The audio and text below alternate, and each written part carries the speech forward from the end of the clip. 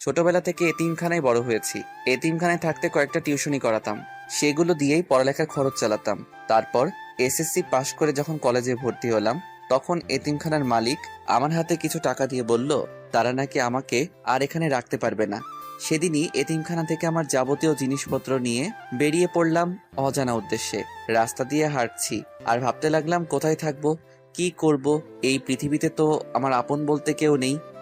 এসব কথা ভেবে আনমনে হাঁটছিলাম। হঠাৎ কিছু দূর যেতেই দেখলাম একটা লোক রাস্তায় অজ্ঞান হয়ে পড়ে আছে। আমি দৌড়ে তার কাছে গেলাম। লোকটার কাছেই যেতেই দেখলাম অজ্ঞান হয়ে পড়ে আছে। তারপর আমি তাকে তুলে পাশের একটা হাসপাতালে নিয়ে গেলাম। হাসপাতালে নেওয়ার কিছুক্ষণ পরেই লোকটার জ্ঞান ফিরে আসে। তারপর আমি আমার সবকিছু আঙ্কেলকে বললাম। তারপর উনি আমাকে ওনার বাড়িতে নিয়ে গেলেন। এভাবে আঙ্কেলের সাথে পরিচয়। বর্তমানে আসা যাক। এদিকে নিচ থেকে আমার ডাক আসলো, মানে আন্টি আমাকে নাস্তা করার জন্য ডাকছে। নাস্তার টেবিলে যেতেই নীলা ম্যাম আমাকে দেখে দাঁড়িয়ে পড়ল। কিরে মা, তোর আবার কি হলো? বাবা, তোমাকে আমি কতবার বলবো এই ছোট লোকটার সাথে আমি এক টেবিলে বসে খেতে পারবো না। আচ্ছা, তুই সবসময় ওর সাথে এমন ব্যবহার কেন করিস? ও তো আমাদের মতো একটা মানুষ, ওর কি কষ্ট হয় না? ছোট লোকের আবার কষ্টও হয়? আমাকে উদ্দেশ্য করে বলল, তুই এখনো দাঁড়িয়ে আছিস? যা, নাস্তা নিয়ে তো রুমে চলে যা। তারপর আমি নাস্তা নিয়ে আমার রুমে চলে আসলাম। তারপর ভাবতে লাগলাম একটা মেয়ে এত অহংকারী হয় কিভাবে। নীলা ম্যাম কিন্তু দেখতে অনেক সুন্দর, কলেজের সব ছেলের ক্রাশ, কিন্তু কারোর সাথে প্রেম করে না।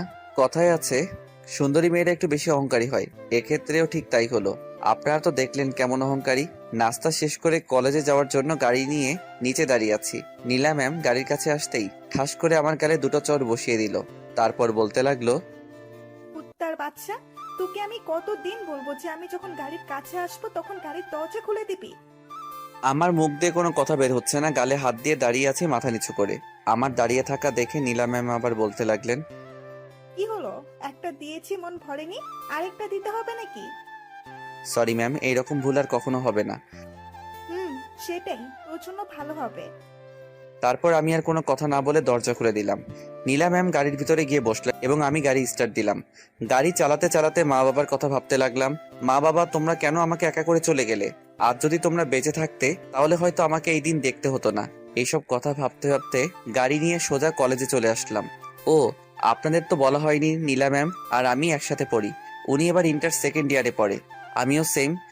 তারপর নীলা ম্যাম গাড়ি থেকে নেমে ওনার ফ্রেন্ডদের কাছে চলে গেলেন, আর আমি গাড়িতে বসে আছি কারণ আমার কোনো বন্ধু নেই, তাই ক্লাস শুরু হওয়া পর্যন্ত গাড়ির ভিতরে বসে থাকি। এদিকে নীলা ম্যাম ওনার বান্ধবীদের কাছে যেতেই ওনার এক বান্ধবী বলল, কি রে নীলা, আজকে এত লেট করলি কেন? আর বলিস না, ছোট লোকটার সাথে ঝগড়া করতে গিয়ে দেরি হয়ে গেল। তুই কি আরিয়ানের কথা বলছিস? তো আর কথা বলবো, সকাল সকাল মাথাটা খারাপ করে দিল। কি করেছে ও, তুই এত রেগে আছিস? তারপর নীলা ম্যাম সকালে যা হয়েছে সবকিছু বলল। কি, তুই এই সামান্য কারণে ছেলেটার গায়ে হাত তুললি? তোর তো দেখছি ছোট লোকটার জন্য দরদ একেবারে উতলায় উঠছে। আচ্ছা, ও তো আমাদের মতো একজন মানুষ, ওর কি কষ্ট হয় না বল? ছোটবেলা থেকেই ছেলেটা মা বাবা হারিয়েছে। তোর যখন এতই দরদ হচ্ছে তাহলে যা না, ওকে গিয়ে একটু আদর করে দে। এ কথা বলার সাথে সাথে নীলা ম্যাম সহ বাকি সবাই হাসতে লাগলো। যত খুশি তত হাস, একদিন সবাই তোরা তোদের ভুল বুঝতে পারবি। এখন জ্ঞান দেওয়া বন্ধ করে চল ক্লাসে যাই। তারপর নীলা ম্যাম আর ওনার ফ্রেন্ডরা ক্লাসে চলে গেলেন। এদিকে আমি গাড়ির ভিতরে বসে থাকতে থাকতে বোর হয়ে যাচ্ছি, তাই আমিও ক্লাসে চলে গেলাম। ক্লাসে ঢুকতেই হঠাৎ কারোর সাথে ধাক্কা লেগে পড়ে গেলাম। কিসের সাথে ধাক্কা খেলাম সেটা দেখতে যেই নিচে তাকালাম, অমনি আমি তো ভয় শেষ, কারণ নিচে একটা পরী বসে আছে আর আমার দিকে রাগীভাবে তাকিয়ে আছে। আমি তো ভয় শেষ, হাঁটু কাঁপতে লাগলো, কারণ এরকম পরিস্থিতিতে আগে কখনো পড়িনি, তাই ভয়টা একটু বেশি লাগছে। আমার এমন ভয় পাওয়া দেখে মেয়েটা বলতে লাগলো, এই যে মিস্টার, কি হলো? চোখে দেখেন না নাকি? সরি, আমি আপনাকে দেখতে পাইনি, প্লিজ আমাকে ক্ষমা করে দিন।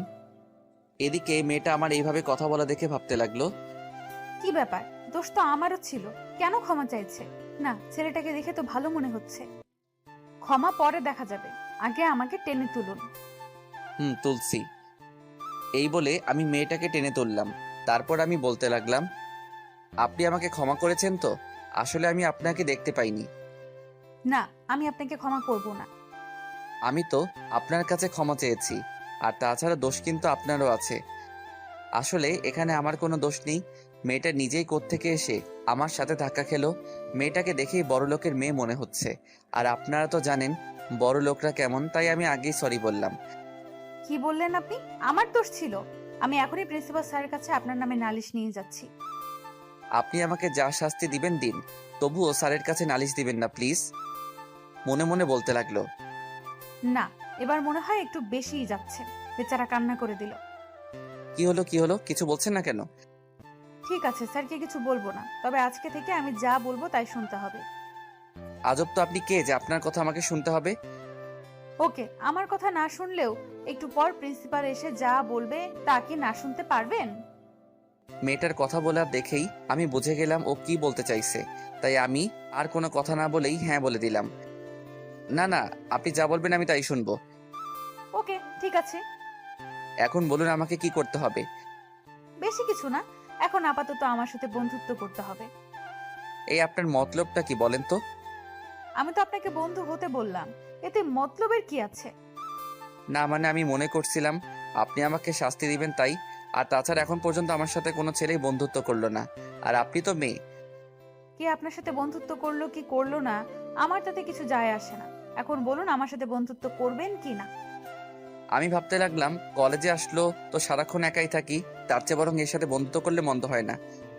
আচ্ছা ঠিক আছে, আমি রাজি। ওকে, তাহলে আজ থেকে আমরা একে অপরকে তুই করে বলবো। তারপর ওর সাথে পরিচয় হয়ে নিলাম।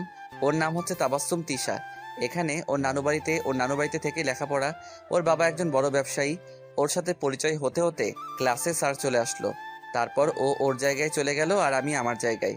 এভাবে প্রত্যেকটা ক্লাস শেষ করলাম। তারপর ক্লাস শেষ করে যেই বের হতে লাগলাম, অমনি পেছন থেকে কেউ একজন ডাকলো। সে আর কেউ নয়, নীলা ম্যাম। আমার কাছে এসে বলতে লাগলো, এই শোন, আমার জুতোগুলো ময়লা হয়ে গেছে, এক্ষুনি গিয়ে পালিশ করে নিয়ে আয় যা। এখন তো আপনি বাড়িতে যাবেন, তাহলে জুতা পালিশ করার কি দরকার? এ কথা বলার সাথে সাথে নীলা ম্যাম আমার গালে একটা ঠাস করে বসিয়ে দিলেন আর রেগে বলতে লাগলেন, তোর সাহস দেখে আমি অবাক হচ্ছি, তুই আমার কথার উপর কথা বলছিস। এই কথা বলে নীলা ম্যাম জুতাগুলো আমার গায়ের উপর ছুঁড়ে মারলেন। এই নে, তোর হাতে 5 মিনিট সময় আছে, এর মধ্যে তুই জুতোগুলো পালিশ করে নিয়ে আসবি। তারপর আমি আর কোনো কথা না বলে জুতাগুলো পালিশ করতে নিয়ে গেলাম। জুতা পালিশ করে যেই নীলা ম্যামের কাছে গেলাম, কলেজে গিয়ে দেখি নীলা ম্যাম কোথাও নেই, গাড়িটাও নেই। তার মানে উনি বাড়ি চলে গেছেন। এসব ভাবতে ভাবতে হঠাৎ আমার ফোনটা বেজে উঠলো। ফোনটা হাতে নিয়ে দেখি নীলা ম্যাম কল দিয়েছেন। তারপর কল রিসিভ করতেই উনি বলতে লাগলেন, ওই, তুই এখন কোথায় আছিস? ম্যাম আমি তো কলেজে, আপনি কোথায়? দেখতে পাচ্ছি না যে। শোন, আমি বাড়ি চলে আসছি, তুইও বাড়ি চলে আয়। তার মানে উনি এসব অপমান করার জন্য করলেন। এখন যদি আমি ওনার সাথে সাথে কথা কাটাকাটি করি তাহলে বাড়ি গেলে নিশ্চিত আমার কপালে দুঃখ আছে। তাই আমি একটু শান্তভাবে বললাম, আমি আসছি। তারপর কল কেটে দিলেন। আজ আমি এতিম বলে উনি আমার সাথে যা খুশি তাই করছেন। কেন, এতিমরা কি মানুষ না? আমাদের কি কষ্ট হয় না? এসব ভাবতে ভাবতে দু চোখ পানিতে ভরে গেল। হঠাৎই কেউ একজন আমার সামনে একটা টিস্যু ধরলো। আমি কোনো দিকে না তাকিয়ে টিস্যুটা হাতে নিয়ে চোখের পানিগুলো মুছলাম। চোখ মুছে যেই সামনে তাকাতেই দেখি তিশা দাঁড়িয়ে আছে। আমাকে বলতে লাগলো, কি জনাব, কান্না করছিলেন কেন? কই কান্না করছি, চোখে কি যেন একটা পড়লো। তুই কি ভেবেছিস আমি কিছু দেখিনি? দেখলে আবার জিজ্ঞেস করছিস কেন? আচ্ছা, ও কি তোর সাথে সবসময় এরকম ব্যবহার করে? সুযোগ পেলে অপমান করে, আজ তো দেখলি। ও তোর সাথে এমন করে তুই কিছু বলতে পারিস না? তুই আমার ব্যাপারে সব জানিস। ওরা যদি না থাকতো তাহলে আমার কি হতো? হয়তো রাস্তায় পড়ে মরে থাকতাম। তুই এত ভালো কেন রে? আচ্ছা আমি যে ভালো তা কিভাবে বুঝলি? খারাপও তো হতে পারি। সকালে যেটা হলো সেটাতে তোর কোনো দোষ ছিল না, তারপরও তুই দোষ স্বীকার করলি। তখনই আমি বুঝে গেছি তুই কেমন। আচ্ছা এসব কথা থাক, এবার আমাকে বাড়ি যেতে হবে। আচ্ছা যা, যাওয়ার আগে তোর মোবাইল নাম্বারটা দিয়ে যা। আচ্ছা ইনে ধর, 018905224। তারপর ওকে বিদায় দিয়ে বাড়িতে চলে আসলাম। বাড়িতে এসে জুতাগুলো নিয়ে নীলা ম্যামের রুমে গেলাম। দরজার সামনে এসে বললাম, ম্যাম আসবো? বল, কেন এসেছিস? ম্যাম আপনার জুতাগুলো নিয়ে এসেছি। তুই কি করে ভাবলি জুতোগুলো আমি পায়ে দিব? কেন ম্যাম, এগুলো তো আমি ঠিকভাবে পালিশ করে এনেছি। চুপ, জুতোগুলোতে তোর মতো ছোট লোকের হাতের স্পর্শ লেগেছে। এখন এগুলো নিয়ে এখান থেকে চলে যা। আচ্ছা ম্যাম, একটা কথা বলবো। কি বলবি? তাড়াতাড়ি বল। আপনি আমাকে কেন এত অপমান করেন? আমি তো আপনার কোনো ক্ষতি করিনি। আপনি যা বলেন আমি তাই করি, তবু কেন এমন করেন? তোর এই প্রশ্নের উত্তর আমি দিতে পারবো না। শুধু এটা জেনে রাখ, তোকে দেখলেই আমার গা ঘিন ঘিন করে। আর কয়টা দিন আমাকে সহ্য করুন, তারপর চিরদিনের জন্য এই বাড়ি ছেড়ে চলে যাব। সেটাই তোর জন্য ভালো হবে। তারপর আমি আর কোনো কথা না বলে নিজের রুমে চলে আসলাম। তারপর ফ্রেশ হয়ে বিছানায় শুয়ে পড়লাম। হঠাৎই ফোনটা বেজে উঠলো। হাতে নিয়ে দেখি আননোন নাম্বার। এই কলটা না ধরে কেটে দিলাম। আমি আবার আননোন নাম্বার থেকে কল আসলে তেমন কথা বলি না, তাই কেটে দিলাম। এভাবে পরপর আরো দুবার কল দিল, দুবারই কেটে দিলাম। তৃতীয়বার কল আসায় চিন্তায় পড়ে গেলাম, কে হতে পারে যে আমাকে এতবার ফোন দিচ্ছে। না, দেখতে হবে। তারপর ফোনটা রিসিভ করলাম। রিসিভ করতে উপাস থেকে যা বলল, ওই কুত্তা হনুমান, নাকবোচা বানর, গন্ডার, শিয়াল, হাতি। এই ভদ্রভাবে কথা বলুন। আর এইসব কি ভাষা ব্যবহার করছেন? চুপ কর কুত্তা। আপনি আবারও তুই তোকারি করছেন। আপনার পরিচয় দিন, না হলে আমি ফোন রাখছি। এই ফোন রাখবি না, আমি তিশা বলছি। ও তুই? আগে বলবি তো। চুপ কর কুত্তা। তোকে এতগুলো কল দিলাম, ধরিসনি কেন? সরি রে, আমি আসলে বুঝতে পারিনি এটা তুই ছিলি। হুম, এবার বল কেন ফোন দিয়েছিস? এমনি তোর সাথে কথা বলতে ইচ্ছে করছিল তাই। এমনি কেউ ফোন দেয় নাকি? দরকার থাকলে বল। তোকে ফোন দিতে কি আবার কারণ লাগবে নাকি? অবশ্যই কারণ লাগবে। ও, বুঝতে পারছি। তার মানে তুই এখনো আমাকে বন্ধু ভাবতে পারিসনি। আরে না, আমি তোকে সেটা বলিনি। আমার যা বুঝার তা বুঝে গেছি। এই কথা বলে তিশা লাইন কেটে দিল। ওর সাথে এইভাবে কথা বলা ঠিক হয়নি। কালকে কলেজে গেলে সরি বলবো। তারপর ফোন রেখে ঘুমানোর চেষ্টা করলাম। বিকেলবেলা কারো ডাকে ঘুমটা ভাঙলো। তাকিয়ে দেখে আন্টি আমাকে ডাকছে। তারপর আমি উঠে বসলাম। আন্টি কিছু বলবেন? তুই কি ঘুমাচ্ছিলি? না, ওই চোখটা একটু লেগেছিল। তাহলে তো আমি তোর ঘুমে ডিস্টার্ব করলাম। না আন্টি, বলুন কি লাগবে। তারপর উনি আমার হাতে একটা লম্বা বাজারের লিস্ট ধরিয়ে দিলেন বাজার করে আনার জন্য। মনে হয় আজকে বাড়িতে কেউ আসবে। আমি আন্টিকে জিজ্ঞেস করলাম, আন্টি আজকে কি বাসায় মেহমান আসবে? নীলা বলল ওর বান্ধবীরা আসবে। এখন যা, গিয়ে তাড়াতাড়ি বাজার করে আন। আচ্ছা। নীলা ম্যামের বান্ধবীরা আসবে শুনে আমার মন খারাপ হয়ে গেল, কারণ ওরা ততবারই আমাকে অপমানিত হতে হয়। তারপর বাজারে চলে গেলাম। বাজার করে বাড়িতে আসলাম। বাড়িতে আসার কিছুক্ষণ পরে মাগরিবের আজান দিল। তারপর মসজিদে চলে গেলাম নামাজ পড়তে। নামাজ পড়া শেষ হলেই বাড়ির দিকে রওনা দিলাম। বাড়ির সামনে আসতেই দুটো প্রাইভেট কার দেখতে পেলাম। বুঝতে আর বাকি রইল না যে ওনারা চলে এসেছে। তারপর বাড়ির ভিতরে ঢুকতেই দেখলাম সবাই সোফার উপর বসে আছে। ওদের মধ্যে দুজন ছেলে আছে। ছেলে দুটোকে আমার চেনা চেনা লাগছে, কোথাও যেন দেখেছি, এসব ভাবতে লাগলাম। হঠাৎই নীলা ম্যাম আমাকে দেখতে পেয়ে বলতে লাগলেন, ওই তোরা সবাই দেখ, নবাব চাতা এসে গেছে। আসলে নামাজ পড়তে গিয়েছিলাম। তারপর যা, আর ওদের জন্য কিছু নাস্তা নিয়ে আয়। আচ্ছা ঠিক আছে, নিয়ে আসছি। তারপর আমি রান্নাঘরে গিয়ে ওদের জন্য নাস্তা নিয়ে আসলাম। তারপর সবাইকে নাস্তা দিতে লাগলাম। যখনই ছেলে দুটোর সামনে আসলাম, অমনি ওরা দুজন বলতে লাগলো, নীলা, কি রে, এই খ্যাটটা তোদের বাড়িতে কি করছে? আর বলিস না, বাবা কি দেখেছে ওর মতো একটা খ্যাত এই বাড়িতে নিয়ে আসলো, সেটাই বুঝতে পারছি না। ছেলেটা আবার বলতে লাগলো, নিশ্চয় ওর কোনো মতলব আছে তাই। এইভাবে আরো নানাভাবে সবাই আমাকে অপমান করতে লাগলো। হঠাৎই কেউ একজন বলতে লাগলো, তাকিয়ে দেখি নীলা ম্যামের বান্ধবী জয়া। এই তোরা সবাই কি শুরু করলি? যে একটু সুযোগ পেলি অমনি সবাই মিলে ছেলেটাকে অপমান করা শুরু করলি। কি রে, তোর আবার কি হলো? কিছুদিন ধরে দেখছি তুই ওর হয়ে একটু বেশিই কথা বলছিস। আমি ওর হয়ে কোনো কথা বলছি না, শুধু তোদের ভুলটা ধরিয়ে দিচ্ছি। ও আচ্ছা, এখন কি আমাকে তোর কাছে ঠিক ভুল শিখতে হবে নাকি? হ্যাঁ, অবশ্যই শিখতে হবে, কারণ তোর মাঝে অহংকারী মনোভাবটা একটু বেশি আছে। তুই কিন্তু এবার একটু বেশিই বলছিস। উচিত কথা বললাম তো, তাই। দেখ, তুই যদি আজকে আমার ফ্রেন্ড না হয়ে অন্য কেউ হতি, তাহলে আমি তোর সাথে কি যে করতাম। তুই কি করবি আমার জানা আছে, পারবি শুধু কথায় কথায় মানুষকে অপমান করতে। এদিকে আমি দর্শকের মতো দাঁড়িয়ে ওদের দুজনের ঝগড়া দেখছি। মনে হচ্ছে যেন আমি টিভিতে কোনো সিরিয়াল দেখছি। আমি ভাবতে লাগলাম, জয়ার হঠাৎ আবার কি হলো? কিছুদিন আগেও তো আমাকে অপমান করার জন্য সারাক্ষণ আমার পিছনে পড়ে থাকতো, আর এখন সেই কিনা আমার হয়ে প্রতিবাদ করছে। এভাবে ঝগড়া করতে করতে এক পর্যায়ে জয়া বলল, তোর সাথে বন্ধুত্ব করে আমি অনেক বড় ভুল করে ফেলেছি। যে মানুষকে মানুষ মনে করে না, তার সাথে আবার কিসের বন্ধুত্ব? এই কথা বলে জয়া চলে গেল। এদিকে জয়া চলে যাওয়ার পর নীলা ম্যাম আমার সামনে এসে ঠাস করে একটা চড় মেরে বলল, আজ শুধুমাত্র তোর কারণে জয়া আমার সাথে এরকম ব্যবহার করলো। বল, তুই ওকে কি জাদু করেছিস? গালে হাত দিয়ে মাথা নিচু করে দাঁড়িয়ে আছি, মুখ দিয়ে কোনো কথা বের হচ্ছে না।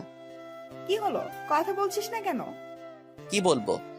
তোকে তো আমি পরে দেখে নিব, আগে এদের বিদায় করি। তারপর নীলা ম্যাম ওনার বাকি ফ্রেন্ডদের সাথে মজা করতে লাগলেন। আমার আবার ছেলে দুটোর উপর চোখ পড়লো। ওদের কোথাও যেন দেখেছি, কিন্তু মনে করতে পারছি না। ছেলে দুটোর মধ্যে একজন বলে উঠল, নীলা, এবার আমাদের যেতে হবে।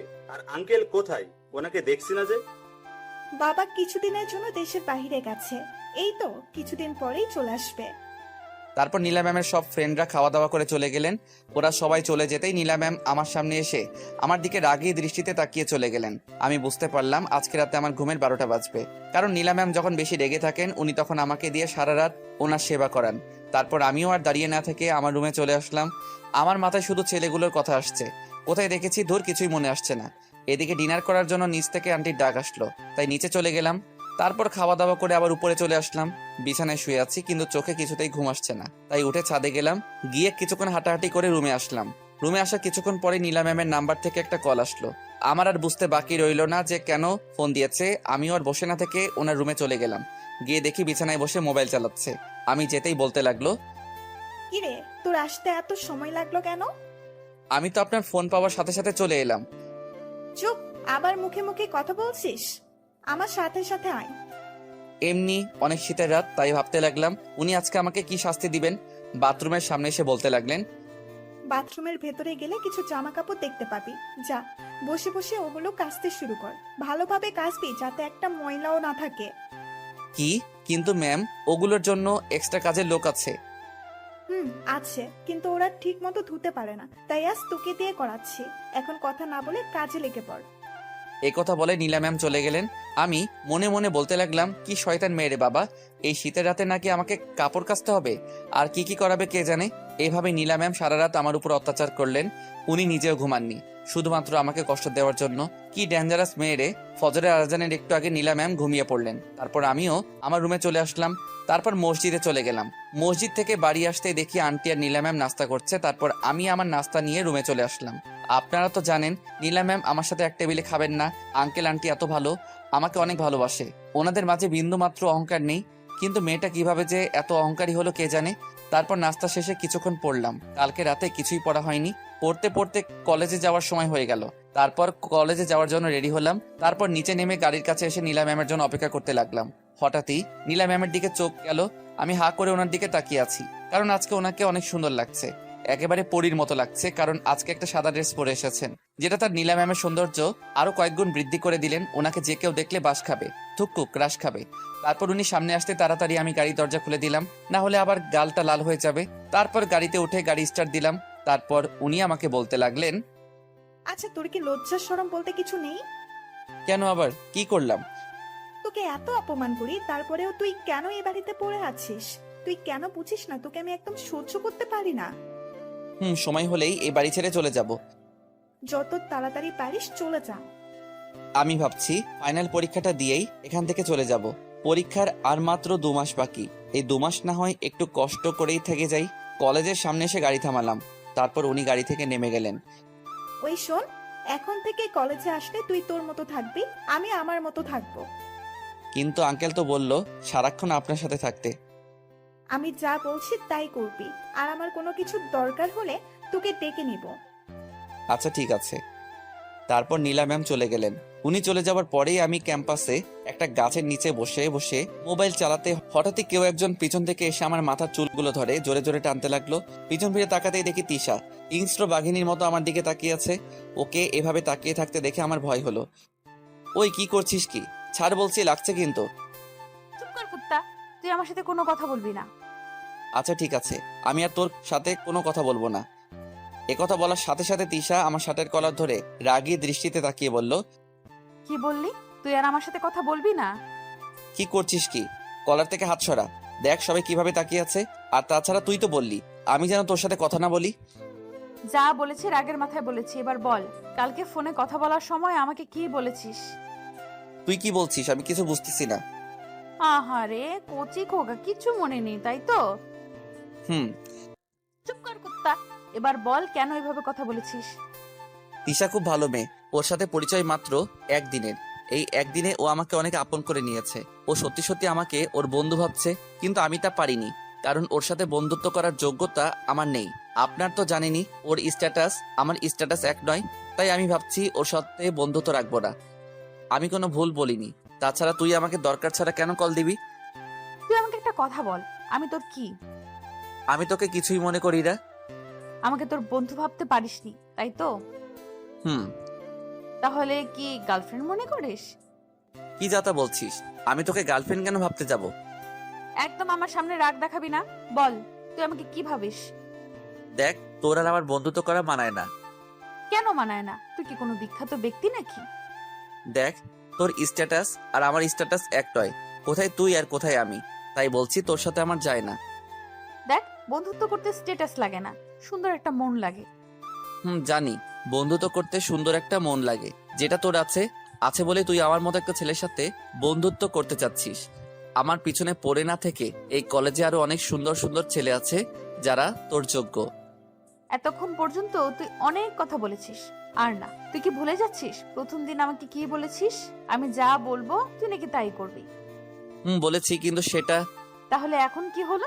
আমি তো তোর সাথে বন্ধুত্ব করতে চাচ্ছি। বলেছি, কিন্তু সেটা বন্ধুত্ব করার জন্য নয়। আমি মনে করেছি তুই আমাকে শাস্তি দিবি। আমি তো শুধু তোর সাথে বন্ধুত্ব করতে চাইছি, তুই কেন এমন করছিস? ওই যে বললাম না, স্ট্যাটাস। আর তাছাড়া আমি এটা বুঝতে পারছি তুই কেন আমার পিছনে এভাবে পড়ে আছিস। ওর সাথে কথা বলতে বলতে কখন যে ক্লাসের সময় হয়ে গেল বুঝতেই পারিনি। দেখ তিশা, আমি আর এই ব্যাপারে কোনো কথা বলতে চাই না। ক্লাসের সময় হয়ে গেল, আমি যাচ্ছি। এ কথা বলেই চলে আসলাম। তিশা চাইছেটা কি? ও কেন আমার সাথে এমন করছে? এই কলেজে তো আমার থেকেও অনেক স্মার্ট ছেলে আছে। ও তাদের সাথে বন্ধুত্ব না করে আমার সাথে কেন? কে জানে কি চলছে ওর মনে। এদিকে তিশা ভাবছে, তোকে তো আমার সাথে কথা বলতে হবেই। আমিও দেখবো তুই কিভাবে আমার সাথে কথা না বলিস। আমি ক্লাসে গিয়ে নীলা ম্যাম আর ওনার বান্ধবীরা আগে থেকে ক্লাসে বসে আছে। আমি ক্লাসে ঢুকতে নীলা ম্যাম বলতে লাগলো, ওই শোন, এতক্ষণ কোথায় ছিলি? এই তো ক্যাম্পাসে ছিলাম। কেন, কোনো কিছু লাগবে নাকি? না, কিছু লাগবে না, যা এখান থেকে। তারপর আমি গিয়ে পিছনের একটা বেঞ্চে বসলাম। পুরো ক্লাসে শুধু একটা বেঞ্চ খালি ছিল, তাই সেখানে গিয়ে বসে পড়লাম। স্যার আসতেই এখনো কিছু সময় বাকি আছে, তাই আমি বইটা বার করে পড়তে লাগলাম।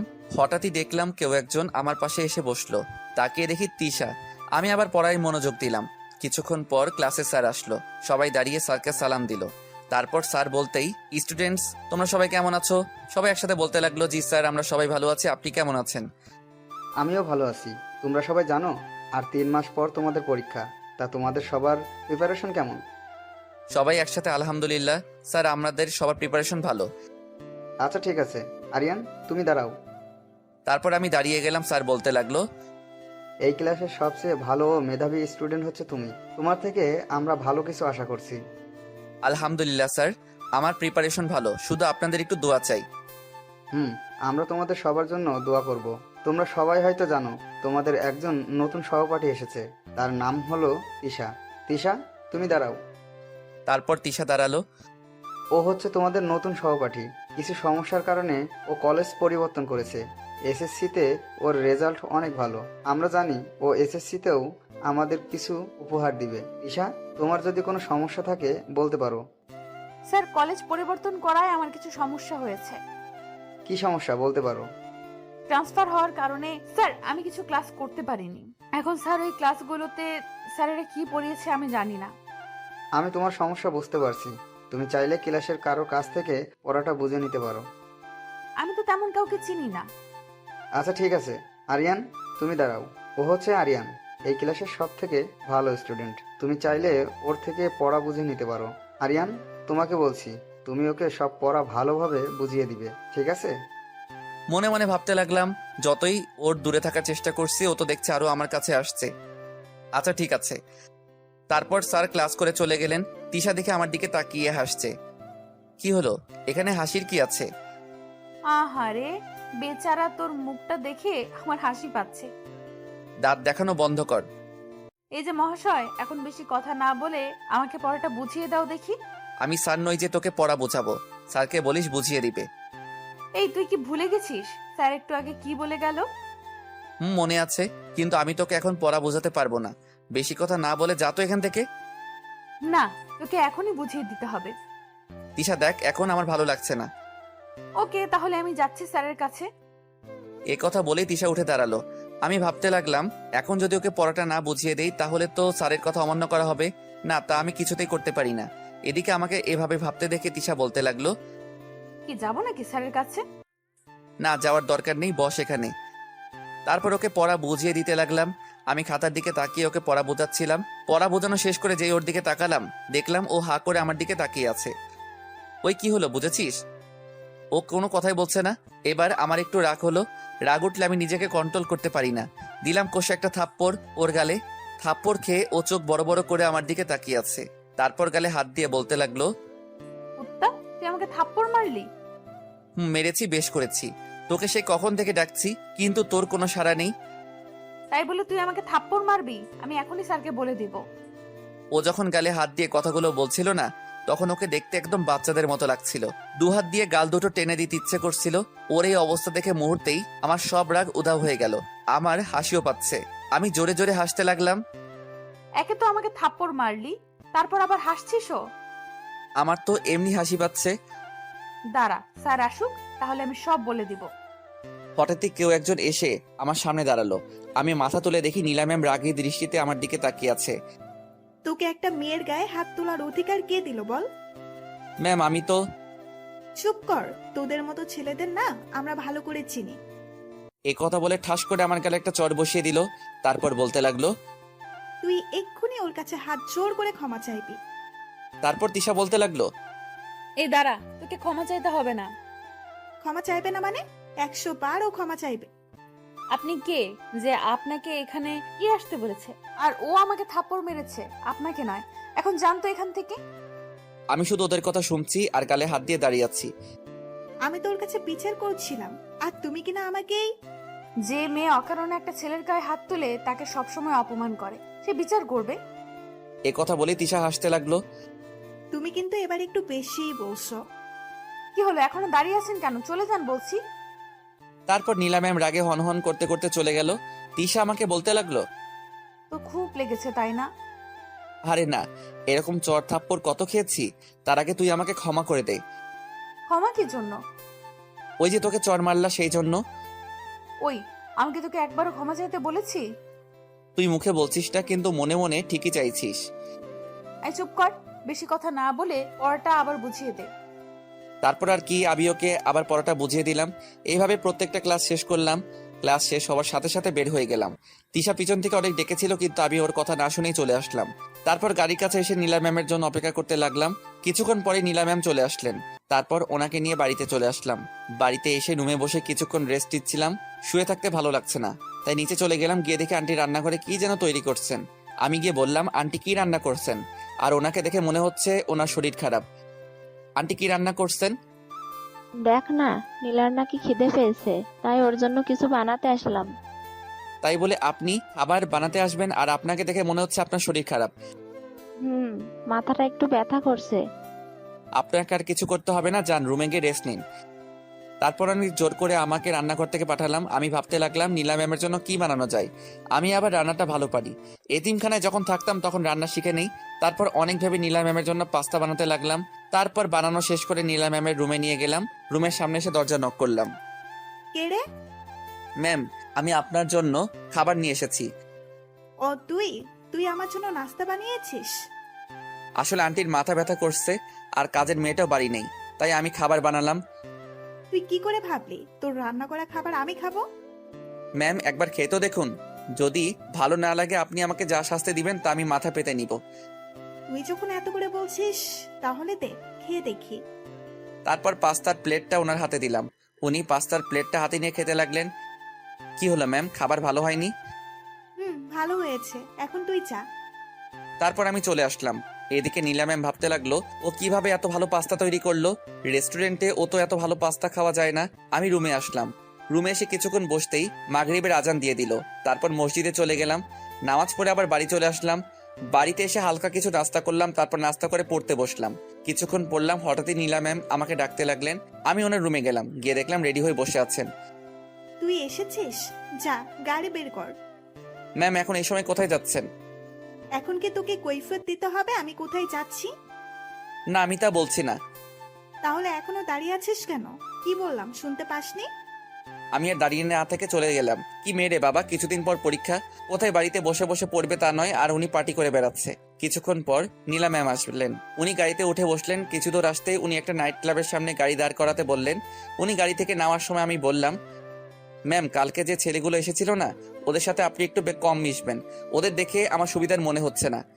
এই কথা বলার সাথে সাথে উনি কষে আমার গালে একটা চড় মারলেন, তারপর রেগে বলতে লাগলেন, কুত্তার বাচ্চা, তোর এত বড় সাহস, তুই আমার বন্ধুদের নামে বাজে কথা বলিস? ওরা তোর মতো ছোট লোক নয়, বুঝলি? চলে যা এখান থেকে, তোকে দেখলেই আমার কেমন জানি করে। আর শোন, সোজা বাড়ি চলে যাবে। কেন, আপনি বাড়ি যাবেন না? তোকে ভাবতে হবে না, আমি সময় মতো বাড়ি পৌঁছে যাব। তারপর আমি গাড়ি নিয়ে বাড়ি চলে আসলাম। কেন যে কথাগুলো বলতে লাগলাম। তারপর আমি আবার বই বের করে পড়তে লাগলাম। পড়তে পড়তে রাত 11টা বেজে গেল। আন্টি আমার রুমে আসলেন, এসে বলতে লাগলেন, দেখ না, নীলা সেই কখন বেরিয়েছে, এখনো বাড়ি আসছে না, তুই একটু গিয়ে দেখ না। কি, উনি এখনো বাড়ি আসেননি? আচ্ছা, আপনি টেনশন করবেন না, আমি দেখছি। তারপর গাড়ি নিয়ে বেরিয়ে পড়লাম। সেই নাইট ক্লাবের সামনে এসে গাড়ি দাঁড় করালাম। তারপর আমি তাড়াতাড়ি ক্লাবের ভিতরে গেলাম। গিয়ে দেখলাম ভিতরে কেউ নেই। আমার মনে হচ্ছে আওয়াজটা উপর থেকে আসছে, তাই আমি তাড়াতাড়ি সিঁড়ি বেয়ে উপরে উঠলাম। উঠে দেখে আমার পাশে একটা রুম আছে। সেই রুম থেকে আওয়াজটা আসছে। রুমের ভেতর থেকে কিছু কথা শুনতে পাচ্ছিলাম। দরজার সামনে দাঁড়িয়ে কথাগুলো শুনতে লাগলাম। ওই শুন, চিৎকার চেঁচামেচি করে কোনো লাভ হবে না, তোকে এখানে কেউ বাঁচাতে আসবে না। আমি তোদের কি ক্ষতি করেছি? তোরা কেন আমার সাথে এমন করছিস? তোরা তো আমার বন্ধু। বন্ধুকে তোর, আমরা তোর সাথে এতদিন অভিনয় করেছিলাম। প্লিজ, আমি তোদের পায়ে পড়ি, আমার এত বড় সর্বনাশ করিস না। চুপ কর। এই না, তোরা আমার কাছে আসবি না। আমি ভাবতে লাগলাম, না, এবার আমাকে কিছু করতে হবে, না হলে ছেলেগুলো মেয়েটার সাথে খারাপ কিছু করে ফেলবে। তারপর আমি জোরে জোরে দরজা ধাক্কাতে লাগলাম। দরজা ধাক্কানো দেখে ছেলেগুলো বলতে লাগলো, কিরে, এখন আবার কে এলো? চল গিয়ে দেখি। ওই, তুই কি পাগল হয়ে গেছিস? এখন দরজা খুললে সমস্যা হবে। কেউ দরজা খুলছে না। আমি দরজা ভাঙার সিদ্ধান্ত নিলাম। তারপর জোরে জোরে 2 লাথি মারতেই দরজা খুলে গেল। ভিতরে গিয়ে যা দেখলাম, নীলা ম্যাম হাত পা বাঁধা অবস্থা বিছানায় শুয়ে আছে। তার পাশে সেই ছেলেগুলো দাঁড়িয়ে আছে। ওরা আমাকে দেখেই বলতে লাগলো, বাহ, তুই তো দেখছি একেবারে ঠিক সময় এসেছিস। আমরা এখনো ওর সাথে কিছুই করিনি।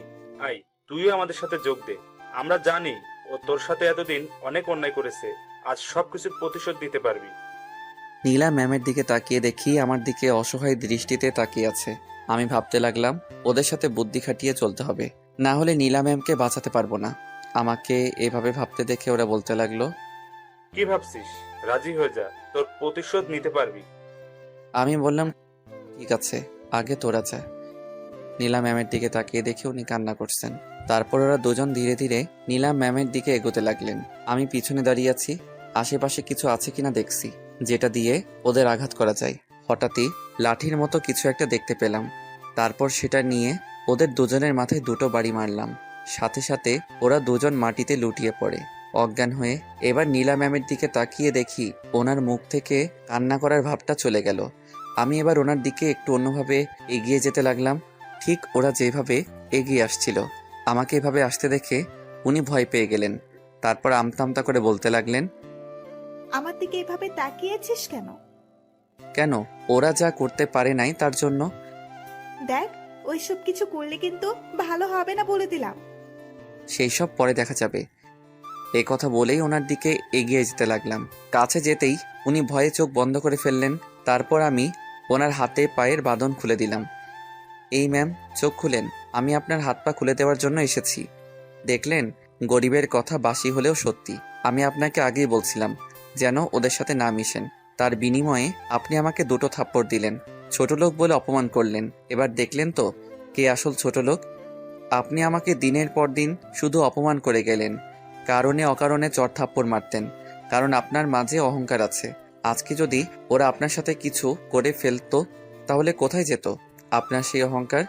আমি আজ ইচ্ছে করলে এতদিন আপনি আমার সাথে যা কিছু করেছেন সব কিছুর প্রতিশোধ নিতে পারতাম, কিন্তু না, আমি তা করিনি, কারণ আমি সেই শিক্ষা পাইনি। আজ হয়তো অনেক কথা বলে ফেলেছি যেগুলো আমার বলা উচিত হয়নি, তার জন্য ক্ষমা করবেন। ও আরেকটা কথা, আপনাদের বাড়িতে আমি আর 2 মাস থাকবো, ফাইনাল পরীক্ষা দিয়ে চলে যাব। দয়া করে এই কয়টা দিন আমাকে সহ্য করুন, এবার বাড়ি যেতে হবে, চলুন। একথা বলেই আমি কিছু দূর চলে আসলাম। কি ব্যাপার, নীলা ম্যাম আসছো না কেন? পিছন ফিরে তাকাতেই দেখে উনি মাটিতে বসে আছে। কি হলো, বসে গেলেন কেন? হাঁটতে পারছি না, পায়ে ব্যথা করছে। পায়ে কিভাবে পেলেন? পাটা তো ফুলে গেছে। আসলে ওরা যখন আমার হাত পা বাঁধছিল তখন ব্যথা লাগে। এখন বাড়ি কিভাবে যাবেন? আমি কিভাবে বলবো? তারপর আমি ভাবতে লাগলাম কি করা যায়। তারপর নীলা ম্যামকে কোলে তুলে নিলাম। সরি ম্যাম, এছাড়া কোনো উপায় ছিল না। তারপর ওনাকে কোলে নিয়ে গাড়ির কাছে আসলাম, ওনাকে গাড়িতে বসিয়ে দিলাম। তারপর গাড়ি ড্রাইভ করে বাড়িতে চলে আসলাম। আটার বস্তাটাকে আবার কোলে নিতে হলো। ওনাকে নিয়ে বাড়ির ভিতরে ঢুকতেই দেখলাম আঙ্কেল আন্টি দুজনেই সোফায় বসে আছে। আমাদের এই অবস্থা দেখে দুজনেই দাঁড়িয়ে পড়লেন। আমি গিয়ে নীলা ম্যামকে সোফায় বসিয়ে দিলাম। আঙ্কেল আমার কাছে এসে বলতে লাগলো, বাবা, নীলার কি হয়েছে? সেটা আমার থেকে উনি ভালো বলতে পারবে।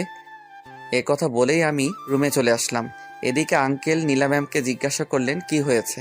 তারপর নীলা ম্যাম প্রথম থেকে শেষ পর্যন্ত যা হলো সবকিছু বললেন। সব শোনার পর আঙ্কেল রেগে গিয়ে বলতে লাগলেন, কি, ওদের এত বড় সাহস? ওরা আমার মেয়ের সাথে এসব করতে চেয়েছে? তুই শুধু ওদের নাম বল। আমার মনে হয় ওরা এখনো ওখানেই আছে, তুমি পুলিশ পাঠিয়ে দাও। ঠিক আছে, তাই হবে। এদিকে আমি রুমে বসে ভাবতে লাগলাম আঙ্কেল বাড়িতে কখন এলেন, ওনা তো দেশের বাইরে থাকার কথা। এসব ভাবছিলাম, হঠাৎই দরজা ধাক্কানোর শব্দ পেলাম। দরজা খুলে দেখে আঙ্কেল দাঁড়িয়ে আছে। আমাকে দেখে সাথে সাথে জড়িয়ে ধরলেন। তারপর বলতে লাগলেন, তোমাকে কি বলে যে ধন্যবাদ দিব তা বুঝতে পারছি না। আঙ্কেল ধন্যবাদের কি আছে, আমি তো আমার কাজ করেছি। তুমি একবার আমার জীবন বাঁচিয়েছো, আর আজ আমার মেয়ের। তুমি তো আমাকে ঋণী করে ফেললে। আঙ্কেল কি যে বলে না। চলো এবার নিচে চলো, ডিনার করবে। তারপর আমি নিচে চলে গেলাম। খাবার টেবিলে গিয়ে দেখলাম নীলা ম্যাম আগে থেকে বসে আছে। আমি গিয়ে আমার খাবারটা নিয়ে যেই চলে আসতে যাব, অমনি কেউ একজন বলল, তুমি এখানে বসে খেতে পারো, উপরে যেতে হবে না। কথাটা কে বলল তা শোনার জন্য যেই পিছনে ফিরলাম, আমি তো দেখলাম নীলা ম্যাম দাঁড়িয়ে আছে। আমি আঙ্কেলকে জিজ্ঞাসা করলাম, আঙ্কেল কথাটা কি আপনি বলেছেন? না তো। তাহলে নিশ্চয়ই আন্টি বলেছে। না বাবা, আমি বলিনি। তাহলে কে বলল? নীলা ম্যাম বলতে লাগলেন, আমি বলেছি তুমি এখানে বসে খেতে পারো। আমি তো ওনার কথা শুনে হয়ে গেলাম। যেই মেয়ে আমাকে দেখতে পারে না, আমাকে দেখলেই নাকি তার গা জ্বলে, সে আমাকে তার সাথে এক টেবিলে খেতে বলছে, আবার তুমি করে বলছে। কি হলো, দাঁড়িয়ে আছো কেন, বসো। আঙ্কেল আন্টির দিকে তাকিয়ে দেখি ওনারাও করে তাকিয়ে আছে। আমার মতো হয়তো তারাও নীলা ম্যামের কথাগুলো বিশ্বাস করতে পারছে না।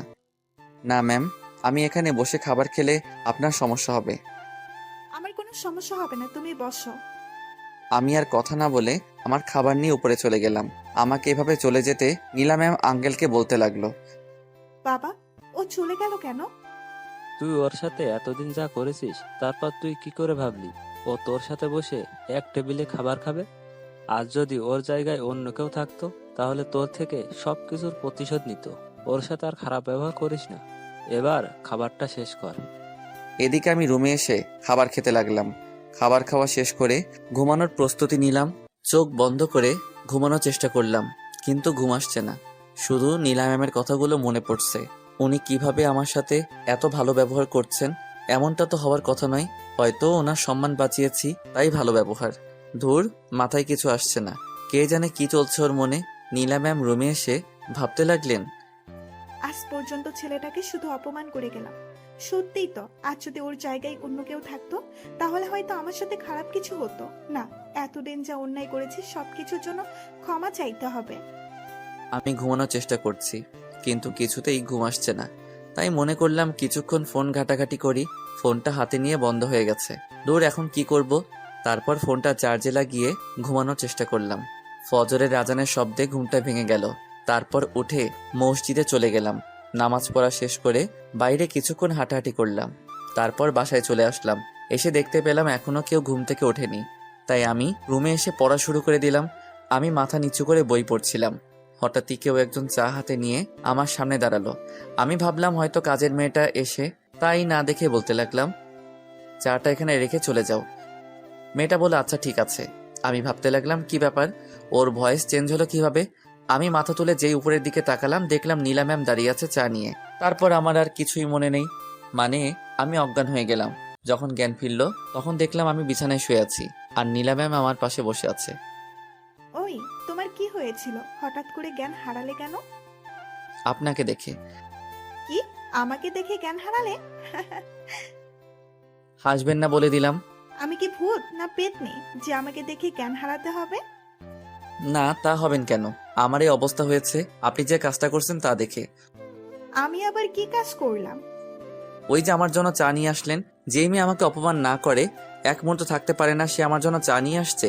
ব্যাপারটা ঠিক হজম করতে পারলাম না, তাই জ্ঞান হারালাম। আমি জানি এতদিন তোমার সাথে অনেক অন্যায় করেছি। আমি আমার ভুল বুঝতে পেরেছি। প্লিজ তুমি আমাকে ক্ষমা করে দাও। আমি তো বিশ্বাস করতে পারছি না আপনি আমার কাছে ক্ষমা চাইছেন। অন্যায় যখন করেছি তখন তো ক্ষমা চাইতেই হবে। থাক, ক্ষমা চাইতে হবে না, আপনি আপনার ভুল বুঝতে পেরেছেন তাতেই আমি খুশি। না, তবুও আমাকে ক্ষমা করে দাও। বললাম তো ক্ষমা চাইতে হবে না। এ কথা বলেই আমি ওয়াশরুমে চলে গেলাম আর এদিকে নীলা ম্যাম ভাবতে লাগলো, আমি জানি তুমি আমাকে ক্ষমা করতে পারো না, যে করেই হোক তুমি আমাকে ক্ষমা করে দাও। ওয়াশরুম থেকে বের হয়ে নীলা ম্যাম আছে কিনা দেখতে লাগলাম। না নেই, টেবিলের উপর চায়ের কাপটা রাখা আছে। দেখি তো চাটা কেমন হয়েছে। না ভালোই হয়েছে। কিছুক্ষণ পরেই কাজের মেয়েটা নাস্তা করার জন্য ডাকতে আসলো। আমি ওকে আমার নাস্তাটা রুমে দিয়ে যেতে বললাম। তারপর ও চলে গেল। কিছুক্ষণ পরে আবার আসলো খালি হাতে। এসে বলতে লাগলো, স্যার আপনাকে নিচে আসতে বলেছে। আমি বললাম আচ্ছা ঠিক আছে আসছি। তারপর নিচে চলে গেলাম। খাওয়ার টেবিলে যেতে আঙ্কেল বলল, ও তুমি এসেছো, দাঁড়িয়ে আছো কেন? আপনি আমাকে ডেকেছিলেন? একসাথে নাস্তা করব, তাই তোমাকে ডেকে আনলাম। সরি আঙ্কেল, আমি এখানে বসে খাবার খেলে একজনের নাকি খাবার হজম হবে না। এই কথাটা বলার পর নীলা ম্যামের দিকে তাকিয়ে দেখি উনি মন খারাপ করে ফেলেছেন। দেখো আমি জানি তুমি কথাগুলো কাকে বলছো। নীলা ওর ভুল বুঝতে পেরেছে, আর ও নাকি তোমার কাছে ক্ষমাও চেয়েছে। তাই প্লিজ তুমি ওকে ক্ষমা করে দাও। আচ্ছা ঠিক আছে, ক্ষমা করে দিলাম, কিন্তু আমি এখানে বসে খেতে পারবো না, কারণ উপরে খেতে খেতে আমার অভ্যাস হয়ে গেছে, তাই এখানে খেতে পারবো না। বুঝলাম, কিন্তু এখন থেকে এখানে বসে খাওয়ার অভ্যাস করতে হবে। সরি আঙ্কেল, আমি পারবো না। তুমি আমার কথার অমান্য করছো, বসো বলছি। তারপর আর কি, আঙ্কেলের রাগ দেখে ভয়ে বসে পড়লাম। নীলা ম্যামের দিকে তাকিয়ে দেখি ওনার মুখে হাসি দেখা যাচ্ছে। নাস্তা শেষ করে রুমে চলে গেলাম। ঘড়ির দিকে তাকিয়ে দেখি কলেজের সময় হয়ে গেছে, তাই আর দেরি না করে কলেজে যাওয়ার জন্য রেডি হলাম। তারপর নিচে এসে নীলা ম্যামের জন্য অপেক্ষা করতে লাগলাম। এখনো আসছে না কেন, তাই পকেট থেকে ফোনটা বের করলাম। কালকে রাতে মোবাইল চার্জে দেওয়ার পর আর ওপেন করিনি। মোবাইলটা ওপেন করতেই 50টা মিস কল, সবগুলো তিশার মোবাইল থেকে। ও এতগুলো মিস কল কেন দিল? হঠাৎই গাড়ির দরজা খোলার শব্দ পেলাম। দেখলাম নীলা ম্যাম গাড়ির ভিতরে বসে আছে। আমি ওনাকে যত দেখছি তত অবাক হচ্ছি। আপনারা তো জানেনই সেদিন গাড়ির দরজা খুলতে দেরি করায় উনি আমার সাথে কি করেছেন। তারপর গাড়ি স্টার্ট দিলাম। গাড়ি চলতে লাগলো তার আপন গতিতে। দুজনেই নীরব, কেউ কোনো কথা বলছে না। হঠাৎই নীলা ম্যাম নীরবতা ভেঙে বললেন, একটা কথা বলবো, এবার থেকে তুমি আর আমাকে ম্যাম বলে ডাকবে না। ও তাহলে কি বলে ডাকবো? কেন? আমার নাম ধরে ডাকবে। মাফ করবেন, আমি আপনাকে ম্যাম ছাড়া অন্য কিছু ডাকতে পারবো না। ও বুঝেছি, তার মানে আমাকে এখনো ক্ষমা করতে পারোনি। আমি সত্যি সত্যি আপনাকে ক্ষমা করেছি। যদি আমাকে নাম ধরে ডাকো তবেই বুঝবো তুমি আমাকে ক্ষমা করে দিয়েছো। আপনার উপর আমার কোনো রাগ নেই, যা ছিল সব শেষ। সেটা যদি আপনি বিশ্বাস না করেন তাহলে আমার কিছু করার নেই। তারপর কলেজে চলে আসলাম। নীলা ম্যাম গাড়ি থেকে নেমে ওনার ফ্রেন্ডের কাছে চলে গেল, আর আমি গাড়িতে বসে আছি। কিছুক্ষণ বসে থাকার পর ক্লাসে চলে গেলাম। ক্লাসে গিয়ে বসে বই পড়তে লাগলাম। আমার পাশে কেউ একজন এসে বসলো। তাকিয়ে দেখি নীলা ম্যামের বান্ধবী জয়া। তারপর আমাকে বলতে লাগলো, কেমন আছো? জি আলহামদুলিল্লাহ ভালো, আপনি কেমন আছেন? আমরা দুজন তো সমবয়সী, তাই আমাকে আপনি না বলে তুমি করে বলো। না থাক, আমি আপনি করেই বলবো। না, তোমাকে বলতেই হবে। তারপর ওর অনেক জোরাজোরিতে রাজি হলাম। আচ্ছা ঠিক আছে বলবো। তুমি দেখতে না খুব কিউট, একেবারে বাচ্চাদের মতো লাগে। তুমিও না, কি যে বলো। এভাবে দুজন হাসাহাসি করে কথা বলছিলাম। হঠাৎই দরজার দিকে চোখ যেতেই দেখলাম নীলা ম্যাম আর তিশা, একজন সামনে দাঁড়িয়ে আছে আর একজন পিছনে। দুজনেই রাগী দৃষ্টিতে আমার দিকে তাকিয়ে আছে। কিছুক্ষণ তাকিয়ে থাকার পর নীলা ম্যাম ওনার জায়গায় বসে পড়লেন আর তিশা রেগে আমার দিকে এগিয়ে আসলো। আমি ভাবতে লাগলাম এদের আবার কি হলো। তিশা আমার সামনে দাঁড়িয়ে বলতে লাগলো, এই তোর ফোন বন্ধ কেন? আমি কিভাবে বলবো আমার ফোন কেন বন্ধ? তোর ফোন তুই জানিস না। দেখ, আমি কিন্তু তোর উপর এমনিতেই রেগে আছি, আর রাগাবি না বলে দিলাম। আমার সাথে এইভাবে কথা বলতে দেখে জয়া বলতে লাগলো, ওই মেয়ে কে তুমি? আর ওর সাথে এভাবে কেন কথা বলছো? ওই তুই চুপ কর। তোকে আমাদের মাঝে নাক গলাতে কে বলছে? ওই ভদ্রভাবে কথা বলো, না হলে ভালো হবে না বলে দিলাম। কি করবি তুই? এবার আমি বললাম, তোমরা দুজন কি শুরু করলে? তুই চুপ থাক। ওর কথা শুনে আমি ভয়ে বসে পড়লাম। এখন তুই এখান থেকে উঠ। আমি? তুই। ওর পাশে শুধু আমি বসবো। ও কি তোমার জামাই না প্রেমিক যে তুমি ওর পাশে বসবে? আপাতত কিছুই না, কিন্তু কিছুদিন পর সব হবে। ওর কথা শুনে আমি জোরে জোরে কাশতে লাগলাম। কি বলছে মেয়েটা? মাথাটা মনে হয় একেবারে গেছে। হঠাৎই ক্লাসে স্যার আসলো। তিশাকে দাঁড়িয়ে থাকতে দেখে স্যার বলতে লাগলো, কি হলো, তুমি দাঁড়িয়ে আছো কেন? স্যার দেখুন না, আমাকে ওর পাশে বসতে দিচ্ছে না। ক্লাসে তো আরো অনেক টেবিল খালি আছে, তুমি ওখানে গিয়ে বসো। স্যার কালকে আপনি আমাকে কি বলেছিলেন, ভুলে গেলেন নাকি? না, আমার মনে আছে। ওর সাথে বসলে আমার পড়া বুঝে নিতে একটু সুবিধা হতো, তাই। আচ্ছা, বুঝতে পারছি। জয়া, তুমি সামনে চলে আসো। তারপর স্যারের কথা মতো জয়া উঠে গেল। এদিকে তিশা আমার পাশে বসে বিড়বিড় করে আমার দিকে তাকিয়ে বলতে লাগলো, আমার সাথে কথা বলার সময় থাকে না, আর অন্য মেয়ের সাথে হেসে হেসে কথা বলিস। দাঁড়া, কলেজ ছুটি হোক, তারপর তোকে দেখাচ্ছি। আমি ওর কথা শুনে ঘামতে লাগলাম, কারণ আজকে ও আমার উপর অনেক রেগে আছে। এইভাবে সবগুলো ক্লাস শেষ হয়ে গেল। যদিও ক্লাসের ফাঁকে আমি তিশাকে পড়া বুঝিয়ে দিয়েছি। নীলা ম্যামের দিকে কয়েকবার চোখাচোখি হলাম। ওনাকে দেখে মনে হচ্ছিল উনিও রেগে আছেন। তারপর কলেজ ছুটির পর তাড়াতাড়ি ক্লাস থেকে বের হয়ে গেলাম। ক্যাম্পাসে আসতে হঠাৎই কেউ একজন পিছন থেকে বলল, ওই দাঁড়া, কোথায় পালাচ্ছিস? পিছনে ফিরে দেখি তিশা আমার কাছে এসে কোনো কথা না বলে কলেজের পিছনে নিয়ে গেল। এই তুই কি পাগল নাকি? এভাবে হাত ধরে নিয়ে আসার মানে কি? চুপ কর কুত্তা, তোর উপর কিন্তু আমি এমনিতেই রেগে আছি। রেগে থাকলে আমি কি করব? এখন বল আমাকে এখানে কেন নিয়ে এলি? আমার হাতে সময় নেই। আমার সাথে কথা বলার সময় নেই? তাহলে জয়া, ওর সাথে কথা বলার সময় কিভাবে থাকে? ওর সাথে এমনি কথা বললাম। তাছাড়াও নিজেই আমার সাথে কথা বলতে আসছে। আমিও তো তোর সাথে কথা বলতে আসছি। এবার দেখি আমার সাথে কতক্ষণ কথা বলিস। তুই আমার কে, বন্ধু না গার্লফ্রেন্ড যে তোর সাথে কথা বলতেই হবে? ও আচ্ছা, তাহলে জয়া তোর কে হয়? ও আমার কেউ হয় না। অন্য মেয়েদের সাথে তো কথা ঠিকই বলতে পারিস, আমি কথা বলতে আসলে এত বাহানা খুঁজিস কেন? তোর এইসব কথা শোনার আমার কাছে সময় নেই। নীলা ম্যাম আমার জন্য অপেক্ষা করছে, যেতে হবে। দেরি করলে আমাকে আস্ত রাখবে না। তুই এখানে দাঁড়িয়ে থাকবি? ওখান থেকে যদি এক পাও এদিক ওদিক দিয়েছিস, তাহলে কিন্তু তোর অবস্থা খারাপ করে দেব। কি করবি তুই? কিছুই করব না, শুধু চিৎকার করে লোক জড়ো করব। তারপর কি হবে তুই নিশ্চয়ই বুঝতে পারছিস। তুই কেন আমার সাথে এমন করছিস? আমি তোর কি ক্ষতি করেছি? তুই আমার মন চুরি করেছিস, তোকে কিভাবে ছেড়ে দিব? দেখ, এবার আমাকে যেতে হবে। তুই তো জানিস নীলা ম্যাম কেমন। যেতে পারিস একটা শর্তে। না, এখনো যা বলছে তাই শুনতে হবে। ও যা মেয়ে, যদি সত্যি সত্যি চিৎকার করে, লোক জড়ো করে। আচ্ছা ঠিক আছে, কি শর্ত বল। শর্ত শুধু একটাই, কলেজে আসলে সারাক্ষণ তোকে আমার সাথে থাকতে হবে। না, এটা মানতে পারবো না, অন্য কোনো শর্ত দে। ওকে ঠিক আছে, না মানলে আর কি, আমি চিৎকার করছি। ও চিৎকার করতে লাগলো। আমি যেই দৌড়ে গিয়ে ওর মুখ চেপে ধরবো, অমনি কোনো কিছুর সাথে ধাক্কা লেগে ওর গায়ের উপর পড়ে গেলাম। আমার তো মাথা ঘুরছে। কি থেকে কি হয়ে গেল? দুজন দুজনের দিকে তাকিয়ে আছে। কি থেকে কি হয়ে গেল? তারপর আমি তাড়াতাড়ি উঠে দাঁড়ালাম, তিশাকেও টেনে তুললাম। সরি, আসলে কিভাবে হয়ে গেল বুঝতে পারিনি। কিছুই বলছে না, লজ্জায় মাথা নিচু করে দাঁড়িয়ে আছে। আমি তো শর্ত মানতে রাজি। এই কথা বলেই দৌড়ে ওখান থেকে চলে আসলাম। এদিকে আমি চলে আসার পর তিশা মুচকি এসে বলতে লাগলো, পাগলটা কি করলো? আমি দৌড়ে গাড়ির কাছে চলে আসলাম। এসে দেখি নীলা ম্যাম সামনে বসে আছে। আমাকে দেখে বলতে লাগলো, এতক্ষণ কোথায় ছিলে? সরি ম্যাম, আসলে একটা কাজ ছিল। তা কি কাজ জানতে পারি? আপনি না জানলেও চলবে। আর আপনি সামনে কেন বসলেন? কেন, আমি কি সামনে বসতে পারি না? বসতে পারেন, যদি আপনার সাথে টাচ লাগে তাহলে তো আপনার শরীর নোংরা হয়ে যাবে। এ কথা বলতেই নীলা ম্যামের মুখটা কালো হয়ে গেল। তারপর আমাকে বলতে লাগলো, তুমি কি আমাকে এখন আগের নীলা ভাবছো? আমি সত্যিই বদলে গেছি। আমি জানি, তবুও। তবুও কি? ও, বুঝতে পারছি, তার মানে তুমি আমাকে এখনো মন থেকে ক্ষমা করনি। আপনি সত্যি বলছেন। আমি আপনাকে এখনো ক্ষমা করতে পারি না, মনে মনে বললাম। তারপর আমি আর কোনো কথা না বলে গাড়ি স্টার্ট দিলাম। গাড়ি চলছে। কি হলো, কথা বলছো না কেন? কোনো কথা বলছি না। তার মানে আমি যা ভাবলাম তাই সত্যি, তুমি আমাকে মন থেকে এখনো ক্ষমা করনি। বুঝতে পারছি না কি বলবো। আমি তোমার সাথে যা করেছি তার জন্য সত্যি আমি অনুতপ্ত। গাড়ি থেকে নামুন, বাড়ি চলে এসেছি।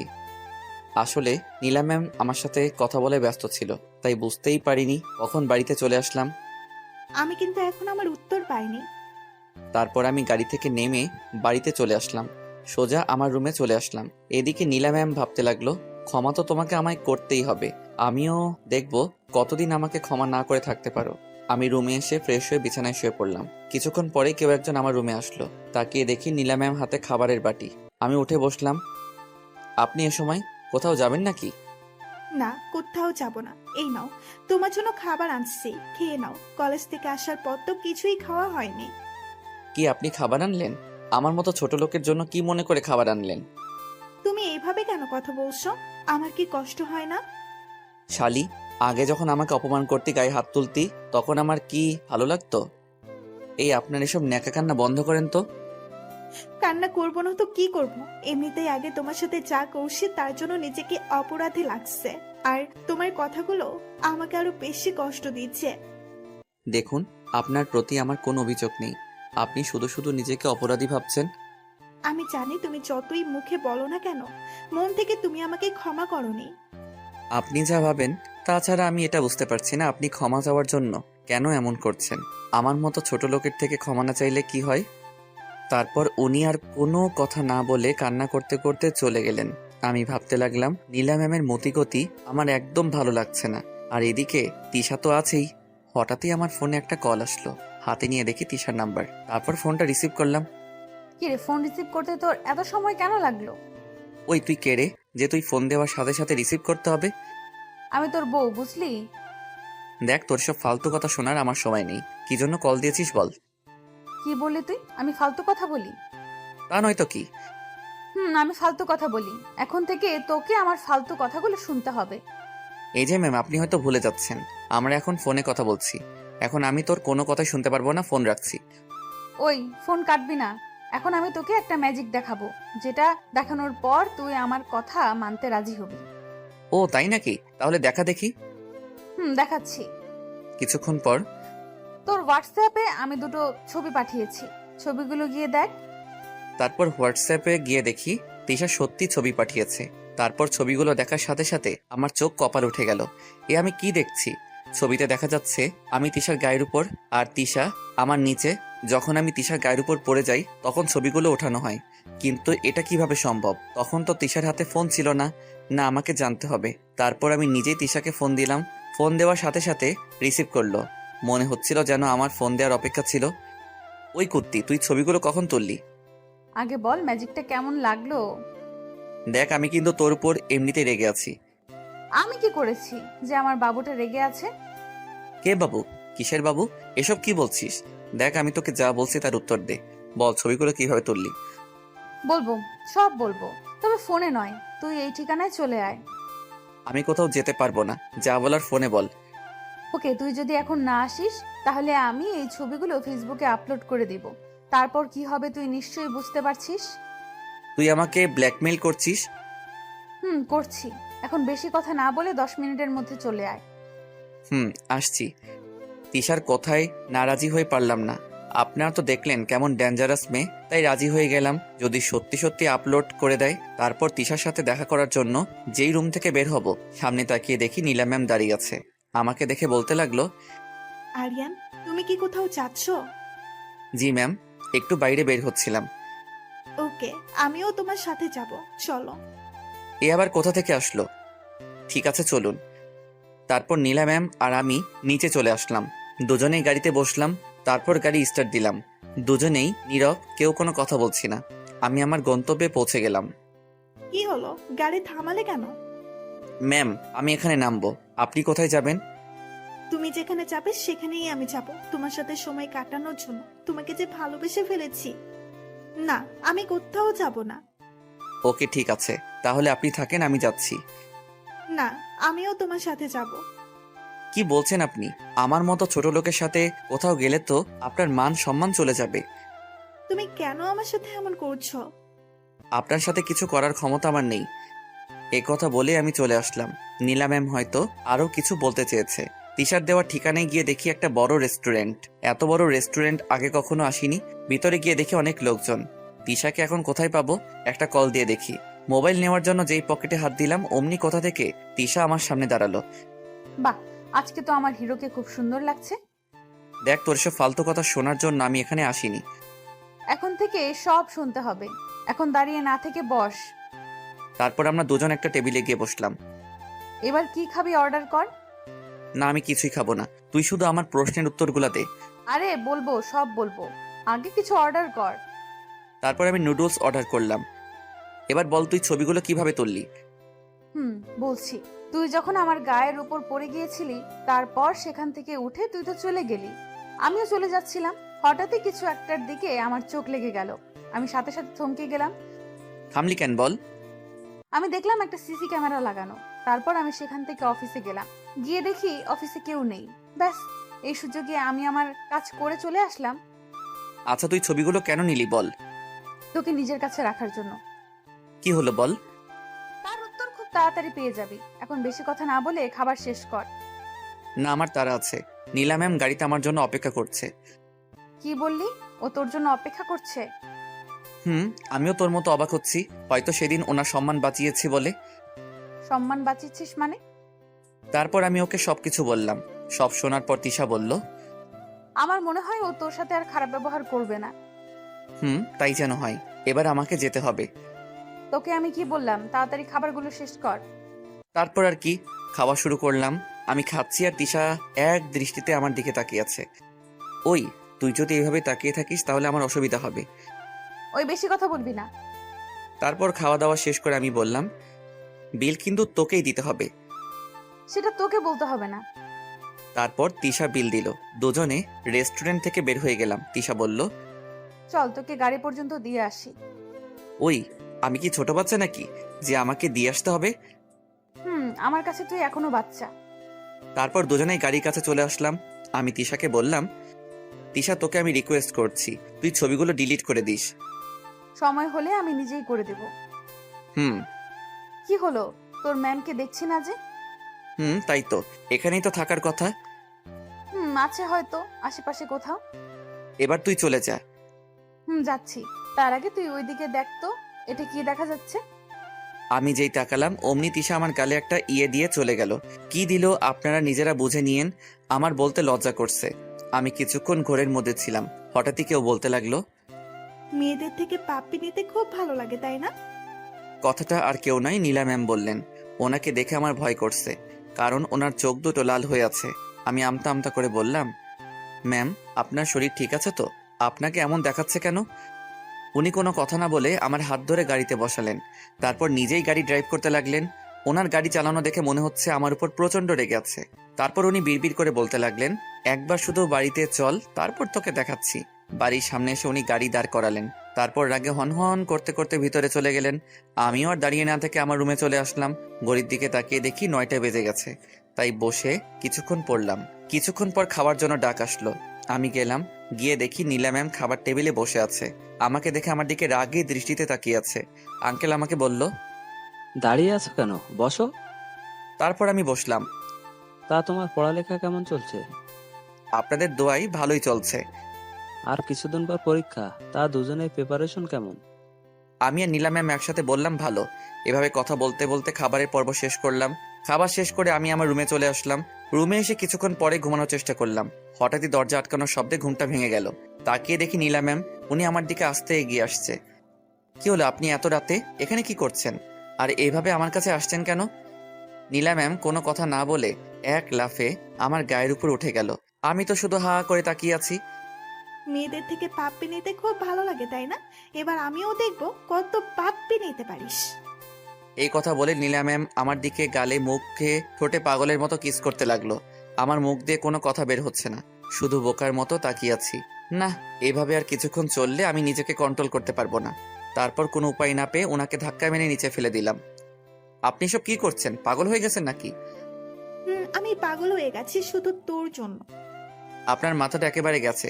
কি সব আবল তাবল বকছেন? কালকে গিয়ে ডাক্তার দেখাবেন। আমি একদম ঠিক আছি, আমার কিছুই হয়নি। তাহলে আপনি এসব কি করছেন? আমি তোমাকে ভালোবেসে ফেলেছি। কি বললেন? আপনি আমাকে ভালোবাসেন? How funny! আমি কি কাউকে ভালোবাসতে পারি না নাকি? আপনি হচ্ছেন অহংকারী। অহংকারীরা কখনো কাউকে ভালোবাসতে পারে না। বিশ্বাস করো, আমি তোমাকে সত্যিই ভালোবাসি। কিন্তু আমি আপনাকে ভালোবাসি না, কারণ আপনার আর আমার সম্পর্ক কেউ মানবে না। অবশ্যই মানবে। তুমি শুধু আমাকে আপন করে নাও, তারপর যা করার সব আমি করব। আপনাকে কখনো ভালোবাসতে পারবো না। তাহলে এটাই তোমার শেষ কথা? মম। আমিও দেখব তুমি আমাকে কতদিন ভালো না বেসে থাকতে পারো। এ কথা বলে কান্না করতে করতে চলে গেল। উফ, আমি মনে হচ্ছে পাগল হয়ে যাব। একদিকে তিশা আর একদিকে নীলা, দুজনেই মনে হচ্ছে আমাকে পাগল বানিয়ে ছাড়বে। না, এবার আমাকে একটু ঘুমাতে হবে। তারপর ঘুমিয়ে গেলাম। সকালে কারো হাতের ছোঁয়ায় পেয়ে ঘুম ভাঙলো। তাকিয়ে দেখি নীলা ম্যাম আমার মাথায় হাত বুলিয়ে দিচ্ছে। আমি তাড়াতাড়ি উঠে গেলাম। আমাকে এভাবে উঠতে দেখে নীলা ম্যাম বলতে লাগলো, কি হলো, উঠে পড়লে কেন? ঘুমাও। আপনি যা শুরু করেছেন, এরপর আমার ঘুম আর আসছে না। কি করলাম আমি? আপনি আমার মাথায় হাত বুলিয়ে দিচ্ছেন কেন? আমার ভালো লাগছে তাই দিচ্ছি। কিন্তু আমার ভালো লাগছে না। আচ্ছা, আমি যখন তোমার বউ হব তখন তো এইভাবে হাত বুলিয়ে দিতে পারবো। বউ মানে কার বউ? আর আপনাকে কে বিয়ে? কেউ না, শুধু তুমি করলেই হবে। আমি বিয়ে করব আপনাকে? হুম। কোনো দিনও না। আপনি আমাকে বিয়ে করার স্বপ্ন দেখতে পারেন, কিন্তু সেই স্বপ্ন কখনো পূরণ হবে না। কেন পূরণ হবে না? আমি কি দেখতে খারাপ নাকি? না, আপনি দেখতে খুব সুন্দর। আপনি আমার থেকেও ভালো উচ্চ লেভেলের ছেলে পাবেন। আমার উচ্চ লেভেলের ছেলে চাই না, শুধু তোমাকেই চাই। এটা আপনার আবেগ, যা কিছুদিন পর চলে যাবে। আবেগ নয়, আমি সত্যি সত্যি তোমাকে ভালোবাসি, বিশ্বাস করো। তোমার জন্য আমি নিজেকে বদলে ফেলেছি। আপনার ভালোবাসা আপনার কাছে রাখুন। এই কথা বলে আমি ওয়াশরুমে চলে আসলাম। ভালো তো তোমাকে আমায় বাসতেই হবে, সেটা যে করেই হোক। ওয়াশরুম থেকে বের হয়ে দেখি নীলা ম্যাম নেই। যাক বাবা, ভালোই হলো। এই মেয়ের মাথায় হঠাৎ ভালোবাসার ভূতটা কোথা থেকে এলো? নিশ্চয়ই কোনো মতলব আছে। কিছুক্ষণ পরে নাস্তা করার জন্য নিচে গেলাম। আমি গিয়ে টেবিলে বসতে অবাক হয়ে গেলাম, কারণ আজকে নীলা ম্যাম নাস্তা সার্ভ করছেন। আঙ্কেল, ওনার কি হয়েছে? আমিও তো তাই ভাবছি, যে মেয়ে কোনোদিন নিজের হাতে এক গ্লাস পানি এনে খায়নি, সে খাবার সাফ করছে। আমাদের এসব কথা শুনে নীলা ম্যাম বলতে লাগলো, তোমরা কি শুরু করেছো বলো তো? কি শুরু করলাম? আর তোকে এসব কাজ করতে কে বলেছে? কেউ বলেনি, আমি নিজে থেকেই করছি। আর তাছাড়া বিয়ের পর তো আমাকে এসব করতেই হবে, তাই আগে থেকেই করছি। তোর যেখানে বিয়ে দিব সেখানে তোকে এসব কিছুই করতে হবে না, এক্কেবারে রাজরানীর মতো থাকবি। না, আমি রাজরানীর মতো থাকতে চাই না। আর আমি যাকে বিয়ে করব তার বাড়িতে আমাকে এসব কিছু করতে হবে। আমার মেয়ে মনে হয় কাউকে পছন্দ করছে। তা ছেলেটাকে? এখন না বাবা, সময় হলে সব জানতে পারবে। কথা না বলে নাস্তা করো। এদিকে নীলা ম্যামের কথা শুনে আমার অবস্থা খারাপ হয়ে গেল। না, এ বাড়িতে দেখছি বেশি দিন থাকা যাবে না। তারপর নাস্তা শেষ করে নিজের রুমে চলে আসলাম। আজকে কলেজ বন্ধ, তাই রুমে এসে ভাবতে লাগলাম কি করব। অনেকদিন হয়ে গেল ছাদে যাইনি। ছাদে গিয়ে এদিক ওদিক হাঁটতে লাগলাম। কিছুক্ষণ পরেই ফোনটা বেজে উঠলো। হাতে নিয়ে দেখি তিশা। এর আবার কি হলো? কোথাও শান্তিতে একটু থাকতেও পারবো না। উফ, একটা যেতে না যেতে আরেকটা। আমার মতো পিচ্চির পক্ষে কি এত চাপ নেওয়া সম্ভব? ফোনটা রিসিভ করলাম। বলো। তুই এখন কোথায়? বাড়িতে আছি। কেন?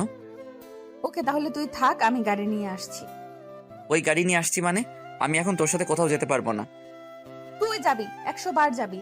তুই আমাকে এখন বাড়ির ঠিকানাটা দে। না, আমি দিতে পারবো না। তুই দিবি না? ওকে ঠিক আছে, আমি ছবিগুলো এখনই ফেসবুকে আপলোড করছি। না না, কিছু করবি না। ওকে বাবু, তাহলে ভালোই ভালো ঠিকানাটা দাও। এই নে। আমি 5 মিনিটের মধ্যে আসছি, তুমি রেডি হয়ে থাকো।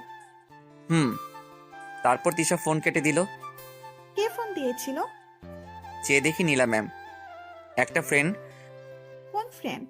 সত্যি বলবে? আসলে কালকে যার সাথে দেখা করতে গিয়েছিলাম সে।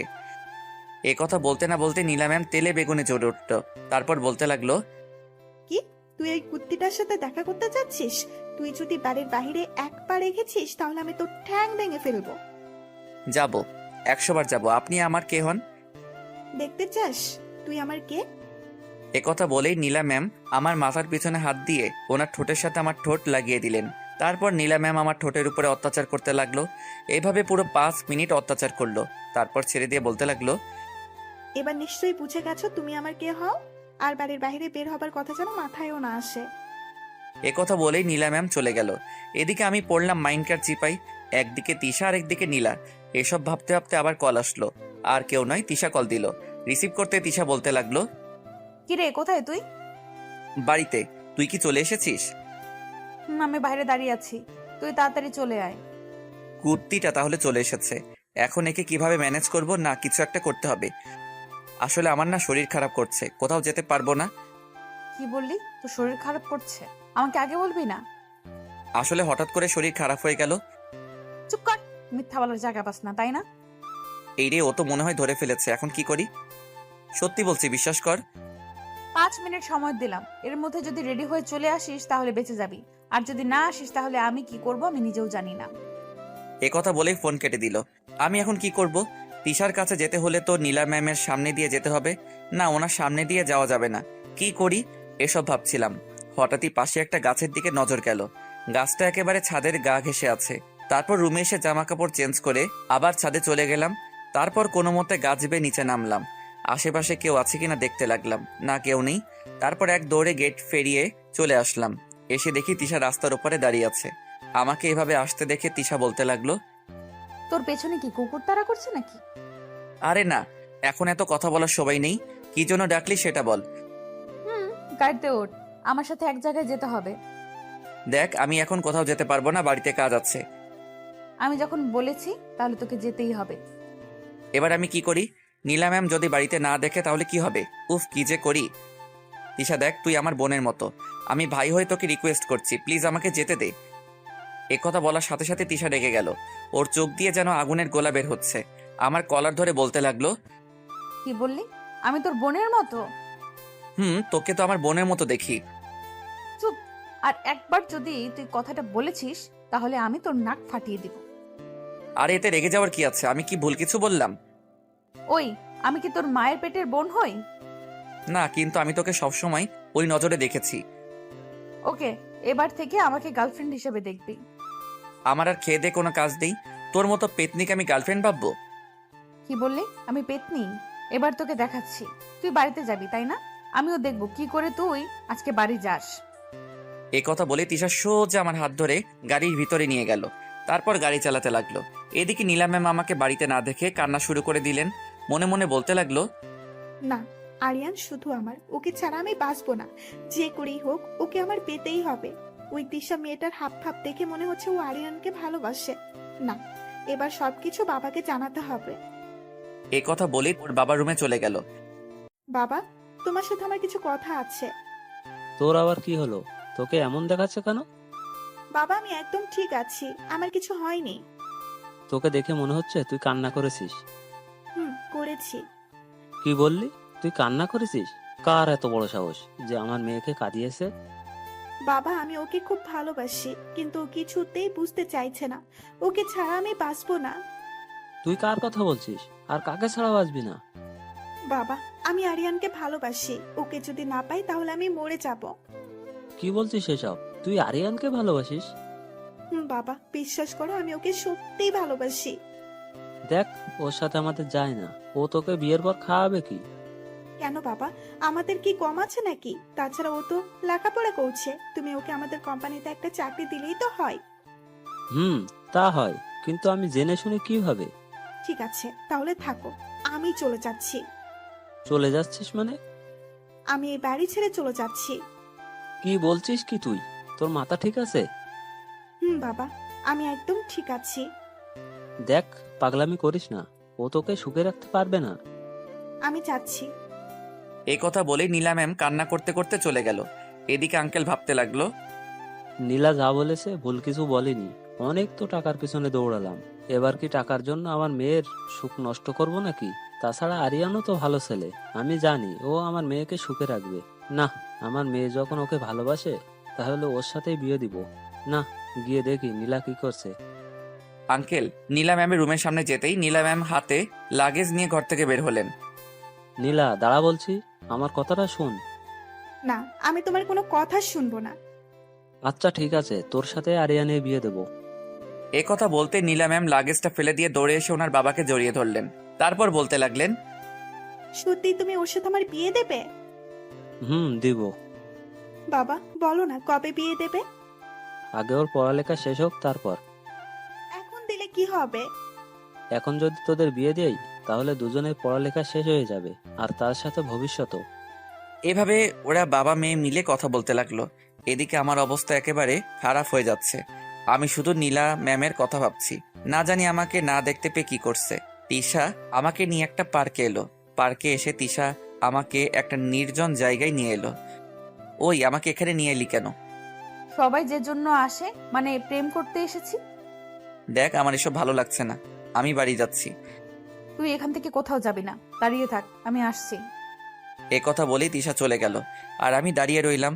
কিছুক্ষণ পর আবার ফিরে আসলো, কিন্তু ওর হাতে ফুল দেখা যাচ্ছে কেন? আজকে তিশাকে অনেক সুন্দর লাগছে, যেটা আমি প্রথমে খেয়াল করিনি। এসব ভাবতে ভাবতে তিশা কখন যে আমার সামনে চলে এলো বুঝতেই পারিনি। তারপর তিশা আমার সামনে হাঁটু গেড়ে বসে বলতে লাগলো, দেখো আরিয়ান, আমি ঘুরিয়ে ফিরে কথা বলতে পারি না, যা বলার সোজাসুজি বলি। জানি না তুমি কথাটা কিভাবে নিবে, কিন্তু তোমাকে কথাটা না বলা পর্যন্ত আমার শান্তি হচ্ছিল না। তারপর তিশা বলল, আরিয়ান, আমি তোমাকে ভালোবাসি, আই লাভ ইউ, প্লিজ আমাকে ফিরিয়ে দিও না। ওর কথা শুনে আমি বোবা হয়ে গেলাম। মুখ দিয়ে কোনো কথা বের হচ্ছে না। তিশা কি বলছে? ওরও কি নীলা ম্যামের মতো খারাপ হয়ে গেল নাকি? আমাকে চুপ থাকতে দেখে তিশা বলতে লাগলো, কি হলো, কি ভাবছো? আমার উত্তর দাও। কিসের উত্তর? বারে, একটু আগে যে তোমাকে প্রপোজ করলাম তার উত্তর। দেখো তিশা, পাগলামের একটা লিমিট থাকা উচিত। আমি কোনো পাগলামি করছি না, যা সত্যি তাই বললাম। বিশ্বাস করো, আমি তোমাকে সত্যি অনেক ভালোবাসি। তোমাকে না পেলে আমি বাঁচবো না। আবেগ দিয়ে নয়, বিবেক দিয়ে কথা বলো। তোমার এসব কিছু আবেগ মনে হচ্ছে? আমি আবেগ দিয়ে কোনো কথা বলছি না, যা বলার বিবেক দিয়ে বলছি। দেখ তোর সাথে আমার যায় না, তুই কোথায় আর আমি কোথায়, আমাদের দুজনের মধ্যে আকাশ পাতাল তফাৎ। আমি তোর কথা আব্বুকে অনেক আগেই বলেছি, আর আব্বু বলল আমি যাকে ভালোবাসি তার সাথেই নাকি আব্বু আমার বিয়ে দিয়ে দিবে। এই কথা শোনার জন্য আমি মোটেও প্রস্তুত ছিলাম না। কি? এবার তো আমাকে ভালোবাসতে তোর কোনো সমস্যা নেই। না, আমি তোকে ভালোবাসতে পারবো না। এই কথা বলার সাথে সাথে তিশা আমাকে জড়িয়ে ধরলো। তারপর আমার বুকের ভিতর মাথা গুজে দিয়ে কান্না করতে করতে বলতে লাগলো, বিশ্বাস করো, আমি তোমাকে সত্যি অনেক ভালোবাসি। তোমাকে যেদিন কলেজে প্রথম দেখেছিলাম সেদিনই তোমার প্রেমে পড়ে যাই। তারপর তোমার সাথে থাকার জন্য বন্ধুত্ব করি, কিন্তু তুমি আমাকে বন্ধু হিসেবে মেনে নিতে পারোনি। তারপর ক্লাসে পড়া না বোঝার নাটক করি। আমি জানতাম স্যার আমাকে তোমার থেকে পড়া বুঝে নিতে বলবে, আর আমিও এই সুযোগে তোমার সাথে থাকতে পারবো। এইসব বলে তিশা আমার বুকের ভিতর মাথা রেখে কান্না করতে লাগলো। আমি এখন কি বলবো কিছুই বুঝতে পারছি না। না আগে পরীক্ষা করে দেখি তিশা কি আমাকে সত্যি সত্যি ভালোবাসে। ওকে, আমি তোকে একটা শর্তে ভালোবাসতে পারি। কি শর্ত বল, আমি সবকিছু পারবো। ওকে ঠিক আছে, তাহলে আমার সাথে রুম ডেট করতে হবে। কি? জানতাম তুই পারবি না। কে বলেছে আমি পারবো না? ঠিক আছে, এটাই যদি আমার ভালোবাসার পরীক্ষা হয় তাহলে তাই করব। বলো আমাকে কোথায় আসতে হবে? যা বলছিস ভেবে বলছিস তো? আমি ভেবেই বলছি। ওকে, তাহলে বিকাল 4টায় এই ঠিকানায় চলে আসিস। ঠিক আছে, আসবো। আপনারা আবার রুম ডেট করার ব্যাপারটা খারাপভাবে নিয়েন না। আমি শুধু ওকে পরীক্ষা করার জন্য কথাটা বললাম। এবার বুঝতে পারবো ও আমাকে সত্যি ভালোবাসে নাকি বাসে না। ও যদি আসে তাহলে বুঝবো ও আমাকে সত্যি ভালোবাসে, আর যদি না আসে তাহলে আর কি। আমি বাড়িতে যাওয়ার জন্য রওনা দিলাম। ঘড়ির দিকে তাকিয়ে দেখি 12:30 বেজে গেছে। না জানি আজকে বাড়িতে গেলে আমার উপর দিয়ে কোন ঝড় যাবে। একটা রিক্সা নিয়ে বাড়ির সামনে চলে আসলাম। তারপর বাড়িতে ঢুকলাম। চোরের মতো চুপি চুপি নিজের রুমে গেলাম। রুমে গিয়ে দরজা বন্ধ করে দিলাম। তারপর বলতে লাগলাম, যাক বাবা, তাহলে নীলা ম্যাম এখনো কিছু জানে না। কেউ একজন বলে উঠল, আমি সব জানি। তারপর আমি বিছানার দিকে তাকিয়ে দেখি নীলা ম্যাম বিছানায় বসে আছে, আর আমার দিকে রাগী দৃষ্টিতে তাকিয়ে আছে। এই রে, আবার এখানে কিভাবে এলো?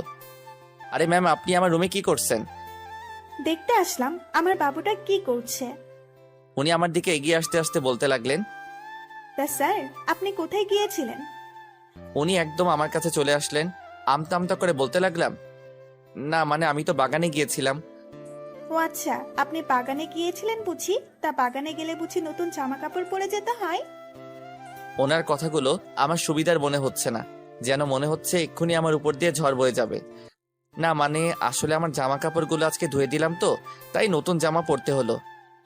এই কথা বলার সাথে সাথে নীলা ম্যাম আমাকে এক ধাক্কা দিয়ে বিছানায় ফেলে দিলেন। তারপর আমার গায়ের উপর বসে বলতে লাগলেন, চুপ কর কুত্তা, যদি আরেকবার মিথ্যা কথা বলিস তাহলে আমি তোর কি হাল করবো আমি নিজেও জানি না। এবার সত্যি করে বল, কোথায় গিয়েছিলি? আসলে তিশার সাথে দেখা করতে গিয়েছিলাম। কি? আমি বারণ করার পরেও তুই ওর সাথে দেখা করতে গেলি? না, এই শাস্তি তোকে পেতে হবে। আপনি আমার উপর থেকে সরুন, তারপর যা শাস্তি দেওয়ার দিবেন। এ কথা বলতেই নীলা ম্যাম আমার মাথার পিছনে হাত দিয়ে ওনার ঠোঁটের সাথে আমার ঠোঁটটা লাগিয়ে দিলেন। এইভাবে অনেকক্ষণ আমার ঠোঁটের উপর অত্যাচার করলেন। আমি ওনাকে কোনো মতে সরালাম। আমার অনেক রাগ হলো। আমি উঠে ঠাস করে ওনার গালে একটা চড় বসিয়ে দিলাম। তারপর বলতে লাগলাম, কি পেয়েছেন কি? যখন যা খুশি তাই করবেন। আমি আপনাকে একটা কথা স্পষ্ট বলে দিতে চাই, আপনাকে কখনো ভালোবাসতে পারবো না, কারণ আপনাদের মতো মেয়েদের ভালোবাসা যায় না। নীলা ম্যাম গালে হাত দিয়ে আমার কথাগুলো শুনছে। আশা করি আপনি আমার কথা বুঝতে পারছেন।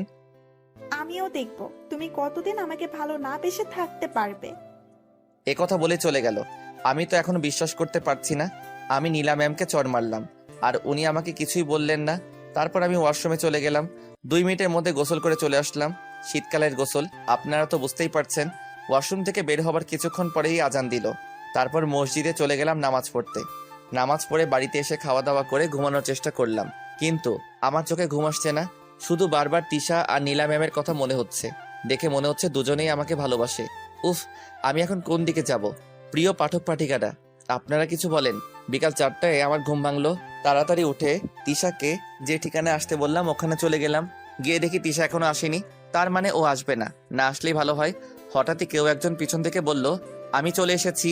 পিছনে ফিরে দেখি বোরখা পরা একটা মেয়ে দাঁড়িয়ে আছে, কিছুই দেখা যাচ্ছে না।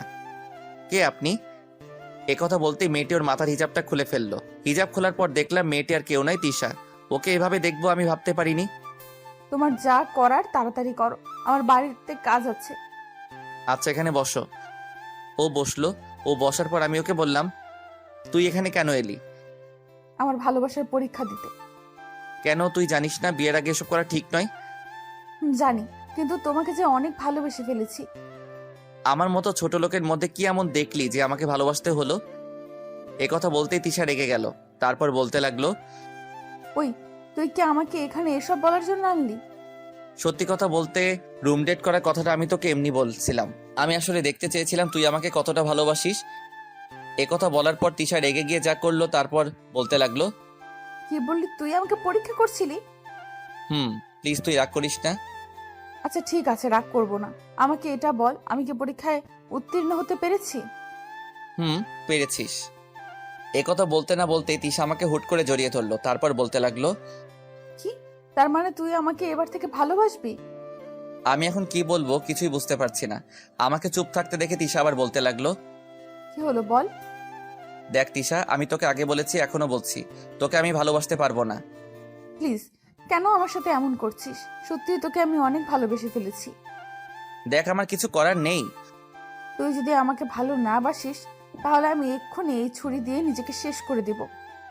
ওর হাতের দিকে তাকাতে একটা ছুরি দেখতে পেলাম। ওর হাতে ছুরি দেখে আমার ভয় করতে লাগলো। তিশা দেখ, পাগলামি করিস না, ছুরিটা হাত থেকে ফেলে দে। না, আজকে আমি নিজেকে শেষ করে দেব। তোকে যখন পাবো না তাহলে আর এ জীবন রেখে কি লাভ?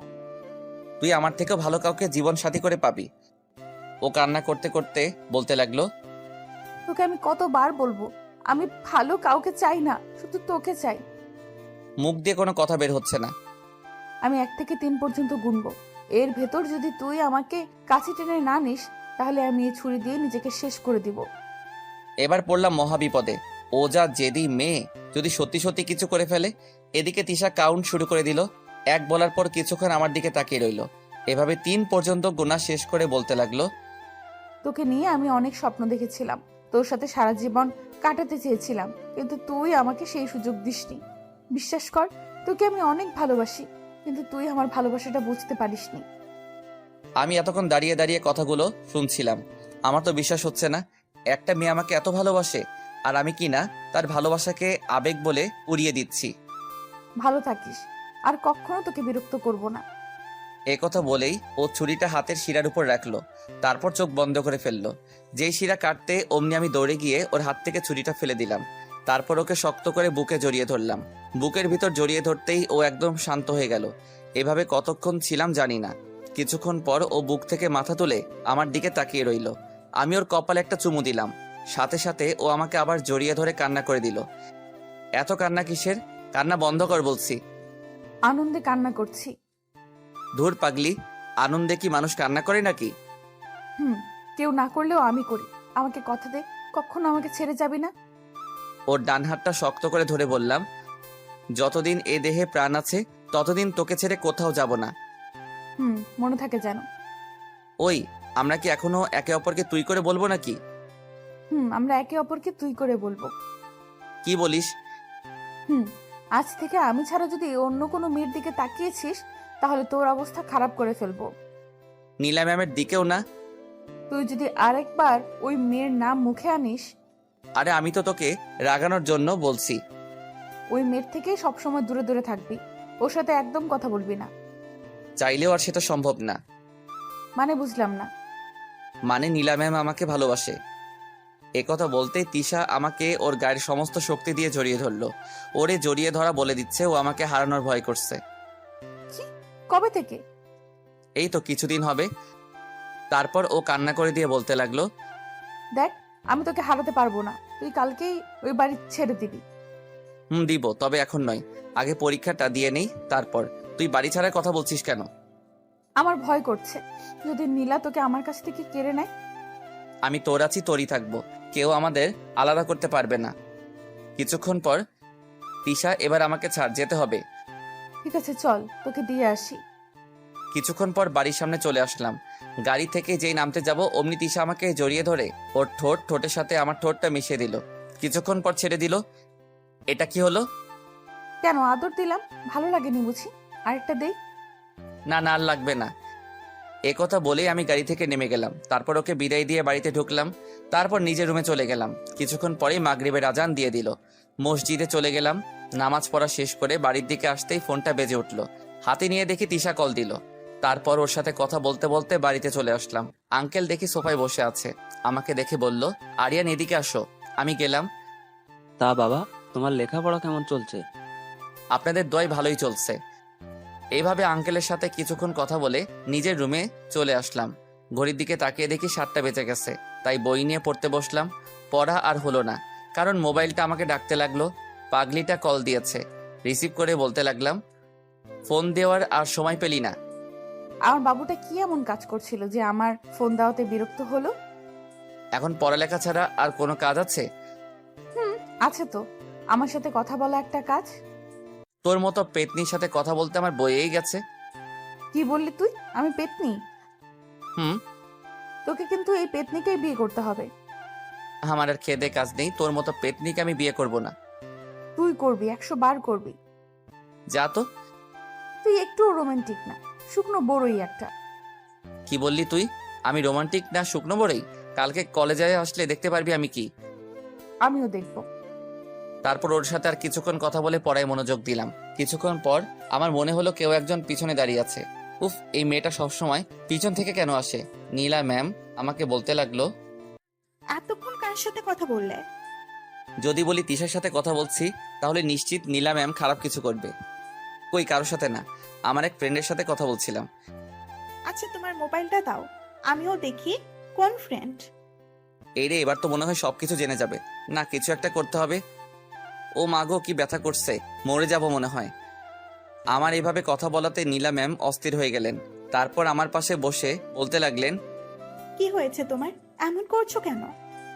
আর বলবেন না, মাথাটা প্রচন্ড ব্যথা করছে। আচ্ছা ঠিক আছে, তুমি বিছানায় শুয়ে পড়ো, আমি তোমার মাথা টিপে দিচ্ছি। যাক বাবা, বেঁচে গেলাম। আর একটু হলেই তো গেছিলাম। নীলা ম্যাম আমার মাথা টিপে দিতে লাগলেন। ওনার হাতের স্পর্শ পেয়ে কখন যে ঘুমিয়ে গেলাম বুঝতেই পারিনি।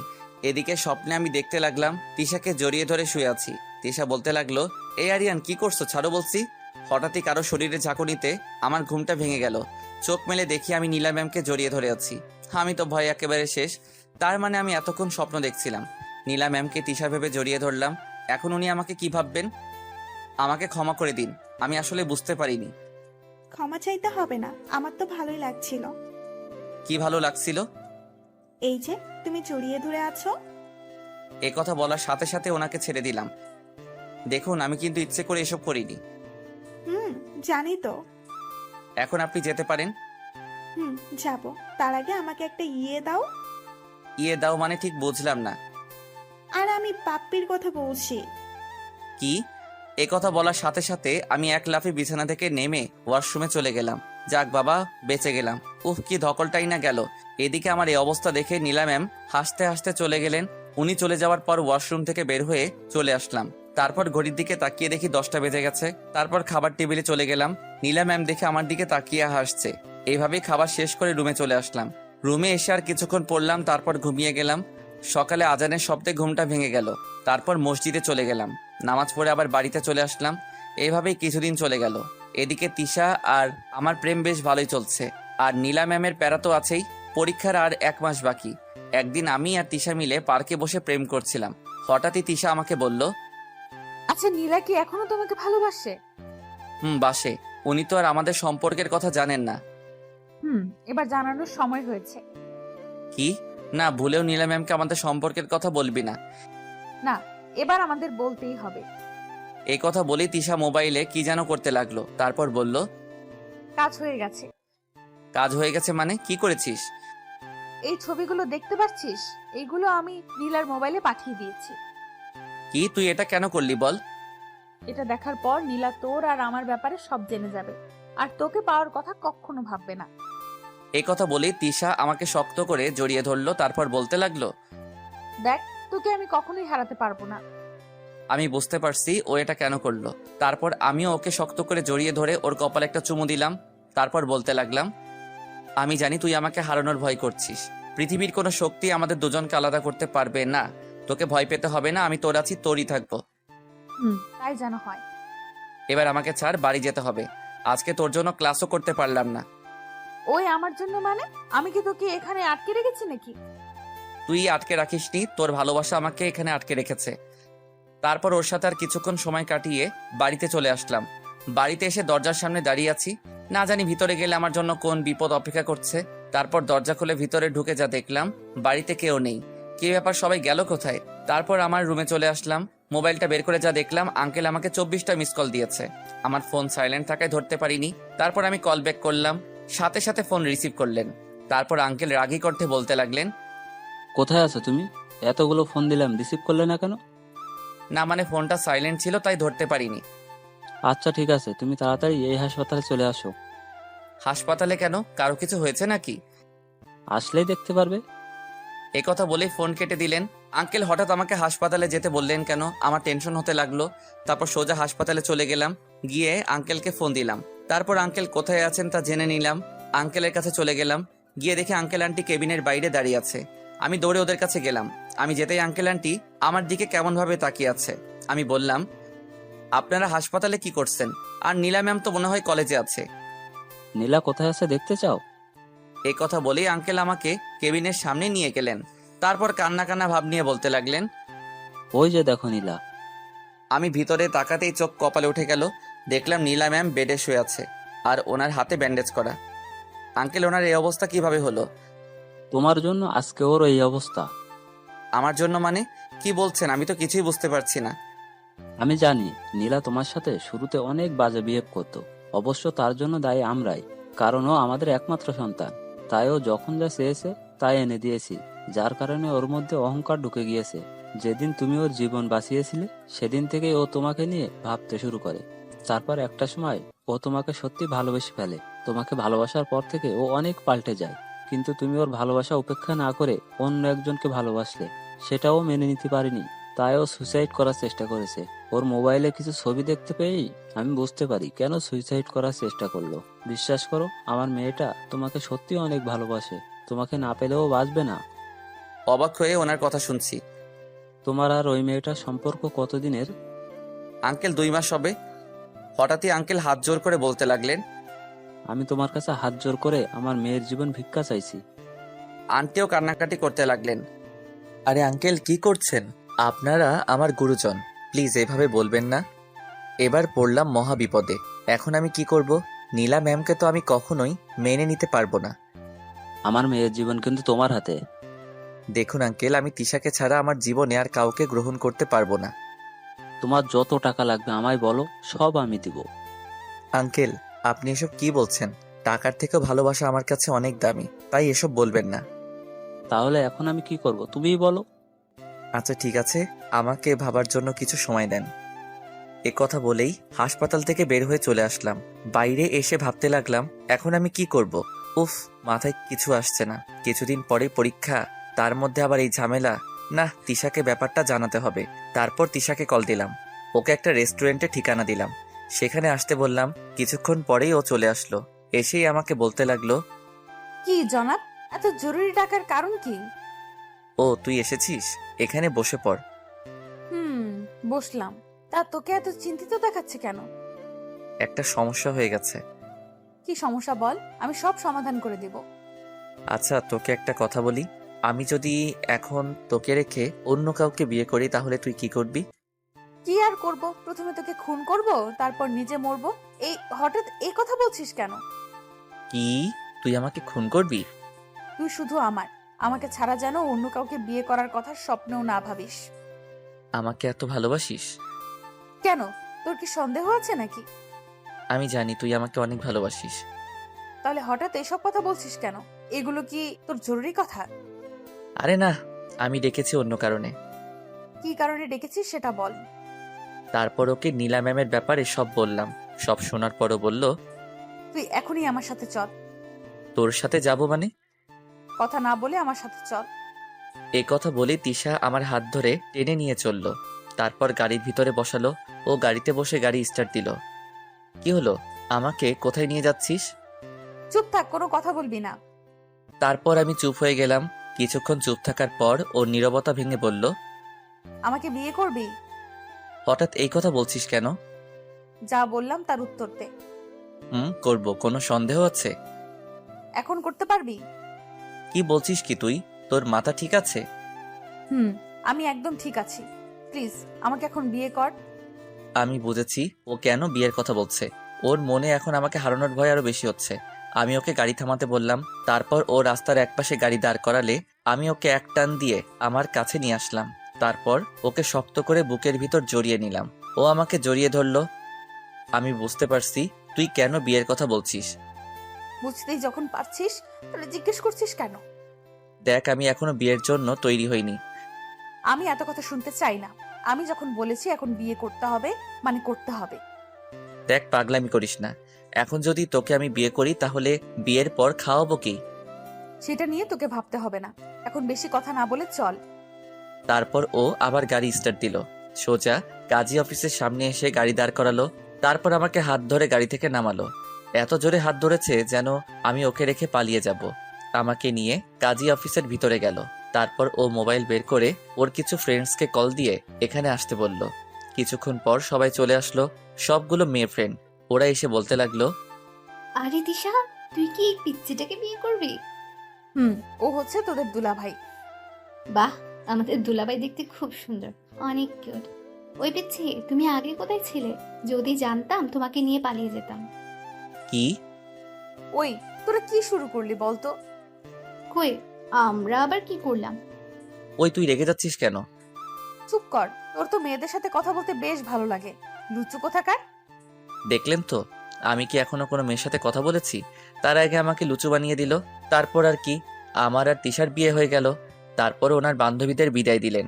আমি বললাম, ম্যাডাম বিয়ে তো করলেন, এরপর কি করব সেটা বলেন। এখন আমাকে নিয়ে হাসপাতালে চল, নীলার সাথে দেখা করব। যখন উনি জানতে পারবেন আমরা বিয়ে করেছি তখন কি হবে? কিছুই হবে না, আমি আছি না, সামলে নেব। তুই আছিস, সেটাই তো বড় চিন্তার বিষয়। কি বললি তুই?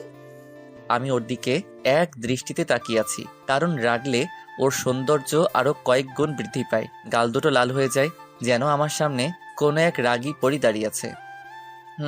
যা সত্যি তাই বললাম। ও দৌড়ে এসে আমাকে কিল ঘুষি যা পারছে তাই মারছে। না, ওকে থামাতে হবে।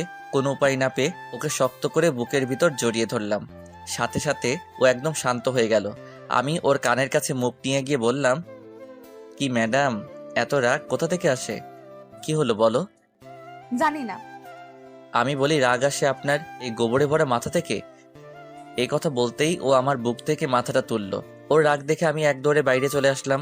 বাইরে এসে গাড়ির কাছে দাঁড়িয়ে থাকলাম। কিছুক্ষণ পরেই ও আসলো। এখনো রেগে আছে। কাছে এসে আমার চুলগুলো ধরে টানতে লাগলো। তারপর বলতে লাগলো, কি বললি তুই? আমার মাথায় গোবরে ভর্তি? হুম, সত্যি কথা বললে সবার গায়ে লাগে। চুপ কর। কি শয়তান মেয়ে রে বাবা, নিজের স্বামীর সাথে কেউ এভাবে কথা বলে? কেউ না বললেও আমি বলবো। এখন কথা না বাড়িয়ে চল নীলা ম্যামকে দেখে আসি। তারপর দুজনেই হাসপাতালে চলে গেলাম।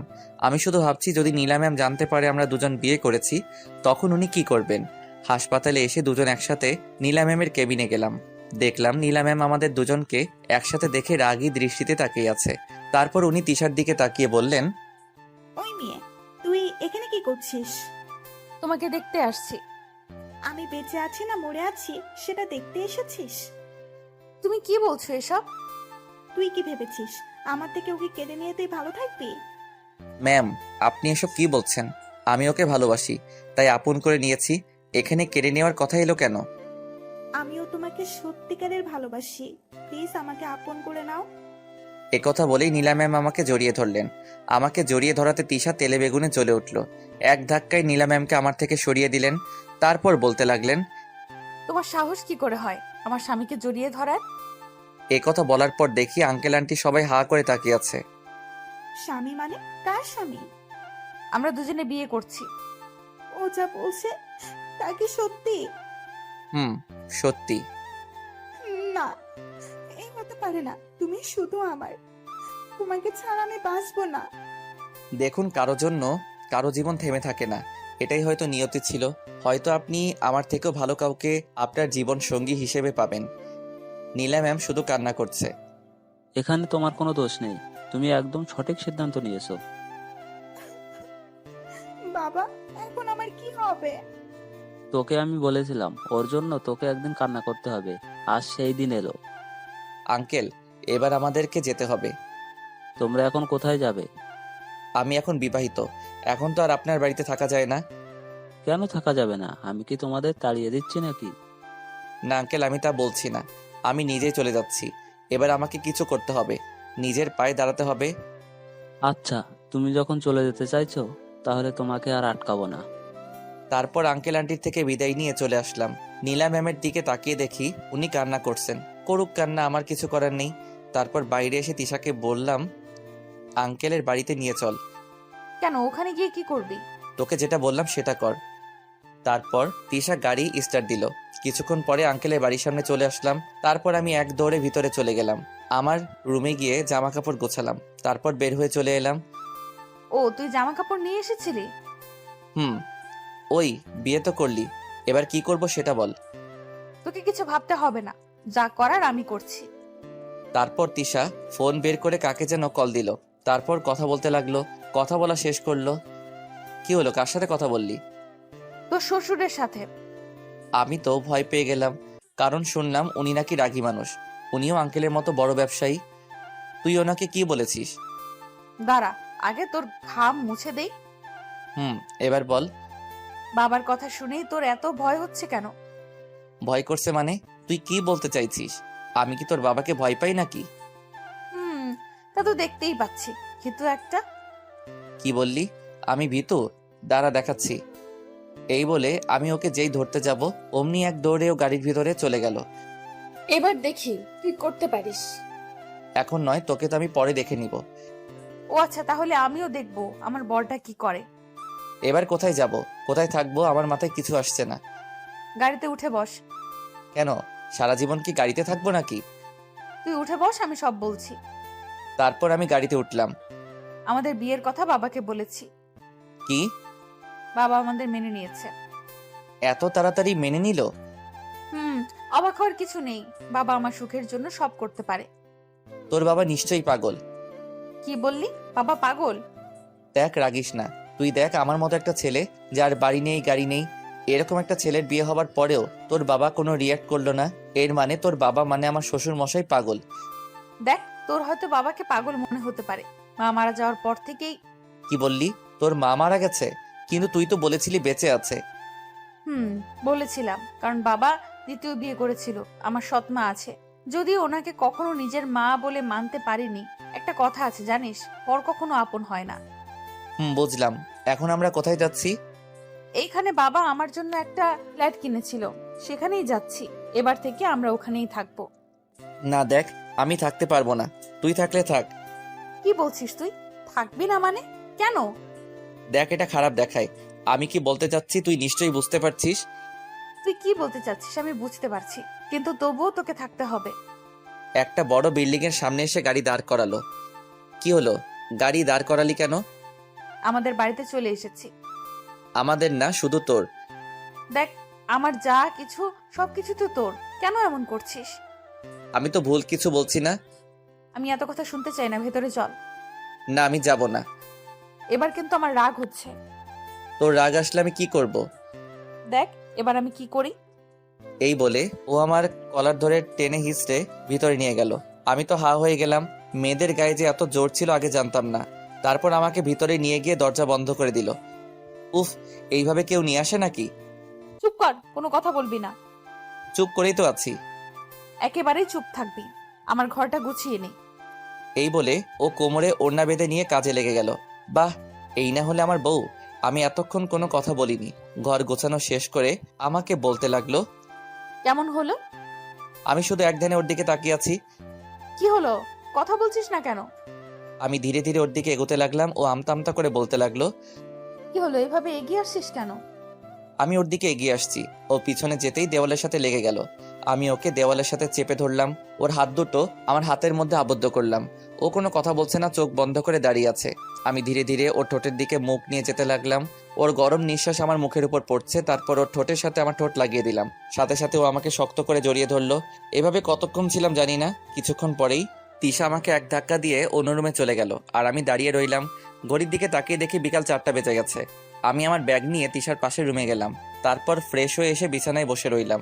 কিছুক্ষণ পরে তিশা আমার কাছে আসলো। লজ্জায় ও আমার দিকে তাকাতে পারছে না। এই নাও, তোমার জন্য চা নিয়ে আসলাম। কি ব্যাপার, আমাকে তুমি করে বলছিস কেন? আমি কি আমার স্বামীকে তুমি করে বলতে পারি না? কেন নয়, বলতে পারিস। কিন্তু তুই তো বলেছিলি আমরা যেন একে অপরকে তুই করে বলি। ওকে আমার পাশে বসালাম। আগে যা বলেছি সব ভুলে যাও। এবার থেকে আমরা একে অপরকে তুমি করে বলবো। তাহলে তো আমাকে এটাও ভুলে যেতে হবে তুমি আমার বউ ছিলে। কি বললি? আরেকবার বল, মেরে নাক ফাটিয়ে দেব। না মানে তুমি তো বললে আগে যা বলেছো সব যেন ভুলে যাই। আমার সাথে মজা হচ্ছে তাই না? ওকে আলতো করে জড়িয়ে ধরে বললাম, আমি কি আমার বউয়ের সাথে মজা করতে পারি না? যাবে, কিন্তু এসব বিষয় নিয়ে মজা করা যাবে না। না, আমি করব। ওকে, তাহলে আমিও নাক ফাটাবো। কি মেয়ে রে বাবা, নিজের স্বামীর সাথে কেউ এভাবে কথা বলে? কেউ না বললেও আমি বলবো। আচ্ছা ঠিক আছে, তোমার মতো গুন্ডির সাথে ঝগড়া করার ইচ্ছা আমার নেই। কি বললে? আমি গুন্ডি? তোমার 14 গোষ্ঠীর সবাই গুন্ডি। এ কথা বলাতেই আমার মন খারাপ হলো। কারণ আপনারা তো জানেনই এই পৃথিবীতে আমার নিজের বলতে কেউ নেই। আমার তো আমি ছাড়া আর কেউ নেই। আমি তো ছোট থেকেই একা বড় হয়েছি। আমার আবার 14 গোষ্ঠী কোথা থেকে আসবে? তিশা বুঝতে পারলো আমার মন খারাপ হয়ে গেছে। ও আমাকে শক্ত করে জড়িয়ে ধরে বলল, কে বলেছে তোমার কেউ নেই? আমি আছি। তোমার সুখে দুঃখে সব সময় তোমার পাশে থাকবো। কখনো নিজেকে একা ভাববে না। ওকে শক্ত করে বুকের ভিতর জড়িয়ে ধরে বললাম, আমি চাই আমার বউটা যেন সব সময় আমার পাশে থাকে। কথা দিলাম সব সময় তোমার পাশে থাকবো। তারপর আমি ওর কপালে একটা চুমু দিয়ে ওকে ছেড়ে দিলাম। আচ্ছা, তুমি এই রুমে কি করছো? কেন, এখন থেকে তো আমি এখানেই থাকবো। থাকবে, কিন্তু এখানে নয়। আমার রুমে চলো। না, আমি এখানেই থাকবো। আমাদের বিয়ে হয়েছে না? বিয়ের পর কি স্বামী স্ত্রী আলাদা থাকে? ও, এই কথাটা তো আমার মাথাতে এলো না। পাগল একটা। এই কথা বলেই ও আমার জামা কাপড় নিয়ে রুমে চলে গেল। আমি বসে বসে চা খেতে লাগলাম আর ভাবতে লাগলাম কিছুদিন পরেই পরীক্ষা শুরু। না, এবার পড়ালেখায় মন দিতে হবে। আমি রুম থেকে বের হলাম। এইভাবে কিছু সময় চলে গেল। রাত্রিবেলায় খাবার খাওয়ার জন্য তিশা আমাকে ডাকলো। খাবার টেবিলে গিয়ে দেখি ও অনেক কিছু রান্না করেছে। আমি গিয়ে বসলাম। তারপর ও আমাকে খাবার বেড়ে দিতে লাগলো। আমি খাচ্ছি আর ও আমার দিকে তাকিয়ে আছে। আমি বুঝতে পারছি ও কেন তাকিয়ে আছে। এভাবে তাকিয়ে থাকলে তো আমার পেট খারাপ হবে। আচ্ছা ঠিক আছে, তুমি খাও, আমি তাকাবো না। তা আমার বউটা মনে হয় আগে খেয়ে ফেলছে। খেয়েছি, তুমি খেয়ে নাও। এই কথা বলতেই আমি ওকে আমার কাছে নিয়ে আসলাম। তারপর আমার পাশে বসালাম। তারপর এক লোকমা খাবার ওর মুখের সামনে ধরলাম। কি হলো, খাও, আমি কিন্তু শেষবার বলছি। এ কথা বলতেই ও ভয় পেয়ে গেল। তারপর খেতে লাগলো। দুজনে খাবার শেষ করে রুমে আসলাম। আমি বই বের করে পড়তে বসলাম। ও আমার দিকে রাগী দৃষ্টিতে তাকিয়ে আছে। কি হলো, এভাবে তাকিয়ে আছো কেন? আজকে আমাদের কিসের রাত? কিসের কথা বলছিস? মনে করে বল, না হলে তোর কপালে দুঃখ আছে। আর আমি তো কিছুই বুঝতে পারছি না, তুই কি বলছিস? কুত্তা, আজকে আমাদের বাসর রাত। ও, আমি তো ভুলেই গেছিলাম। আসলে কিছুদিন পর পরীক্ষা, তাই টেনশনে আছি। চুপ কর। ওই, নিজের স্বামীর সাথে কেউ এভাবে কথা বলে? তুই এক্ষুনি রুম থেকে বের হও। বের হব মানে? যেটা বলছিস সেটা কর। না, এখন ওর সামনে আর থাকা যাবে না। তারপর বের হওয়ার সময়ও বলল, ঠিক 10 মিনিট পর ভেতরে আসবে। যথা আজ্ঞা মহারানী। এই কথা বলে বের হয়ে চলে আসলাম। বাইরে এসে দাঁড়িয়ে আছি। কিছুদিন পর পরীক্ষা, কোথায় পড়ালেখা তা না, বাসর করার কথা বলছে। হাতের ঘড়িটার দিকে তাকিয়ে দেখি 10 মিনিট হয়ে গেছে। তারপর আমি ভিতরে গেলাম। বিছানার দিকে তাকিয়ে দেখি কেউ একজন লাল শাড়ি পরে বিছানায় বসে আছে। সেটা আর কেউ নয়, তিশা। তারপর ও উঠে আমার দিকে এগিয়ে আসতে লাগলো। আমার কাছে এসে আমাকে সালাম করলো। তারপর আমি ওকে টেনে তুললাম। ও মাথা নিচু করে দাঁড়িয়ে আছে। আমি ওর থুতনিটা ধরে ওর মুখটা উপরের দিকে তুললাম। দেখলাম লজ্জামাখা দৃষ্টিতে আমার দিকে তাকিয়ে আছে। তারপর আমি ওকে শক্ত করে বুকের ভিতর জড়িয়ে ধরলাম। ও আমাকে জড়িয়ে ধরলো। তারপর বলতে লাগলো, এই আমাকে কোলে নাও। এখন কোলে উঠে কি করবে? যেটা বললাম সেটা করো না। না, বা আমি এই আটার বস্তা কোলে নিতে পারবো না। কি বললে? আমি আটার বস্তা? আচ্ছা ঠিক আছে, নিতে হবে না। এ কথা বলে ও গাল ফুলিয়ে অন্যদিকে তাকিয়ে আছে। বুঝতে পারলাম ও রাগ করেছে। তারপর আমি ওকে কোলে নিলাম। ওর মুখে হাসি ফুটে উঠেছে। এবার বলুন কি করতে হবে? আমাকে নিয়ে ছাদে চলো। যথা আজ্ঞা মহারানী।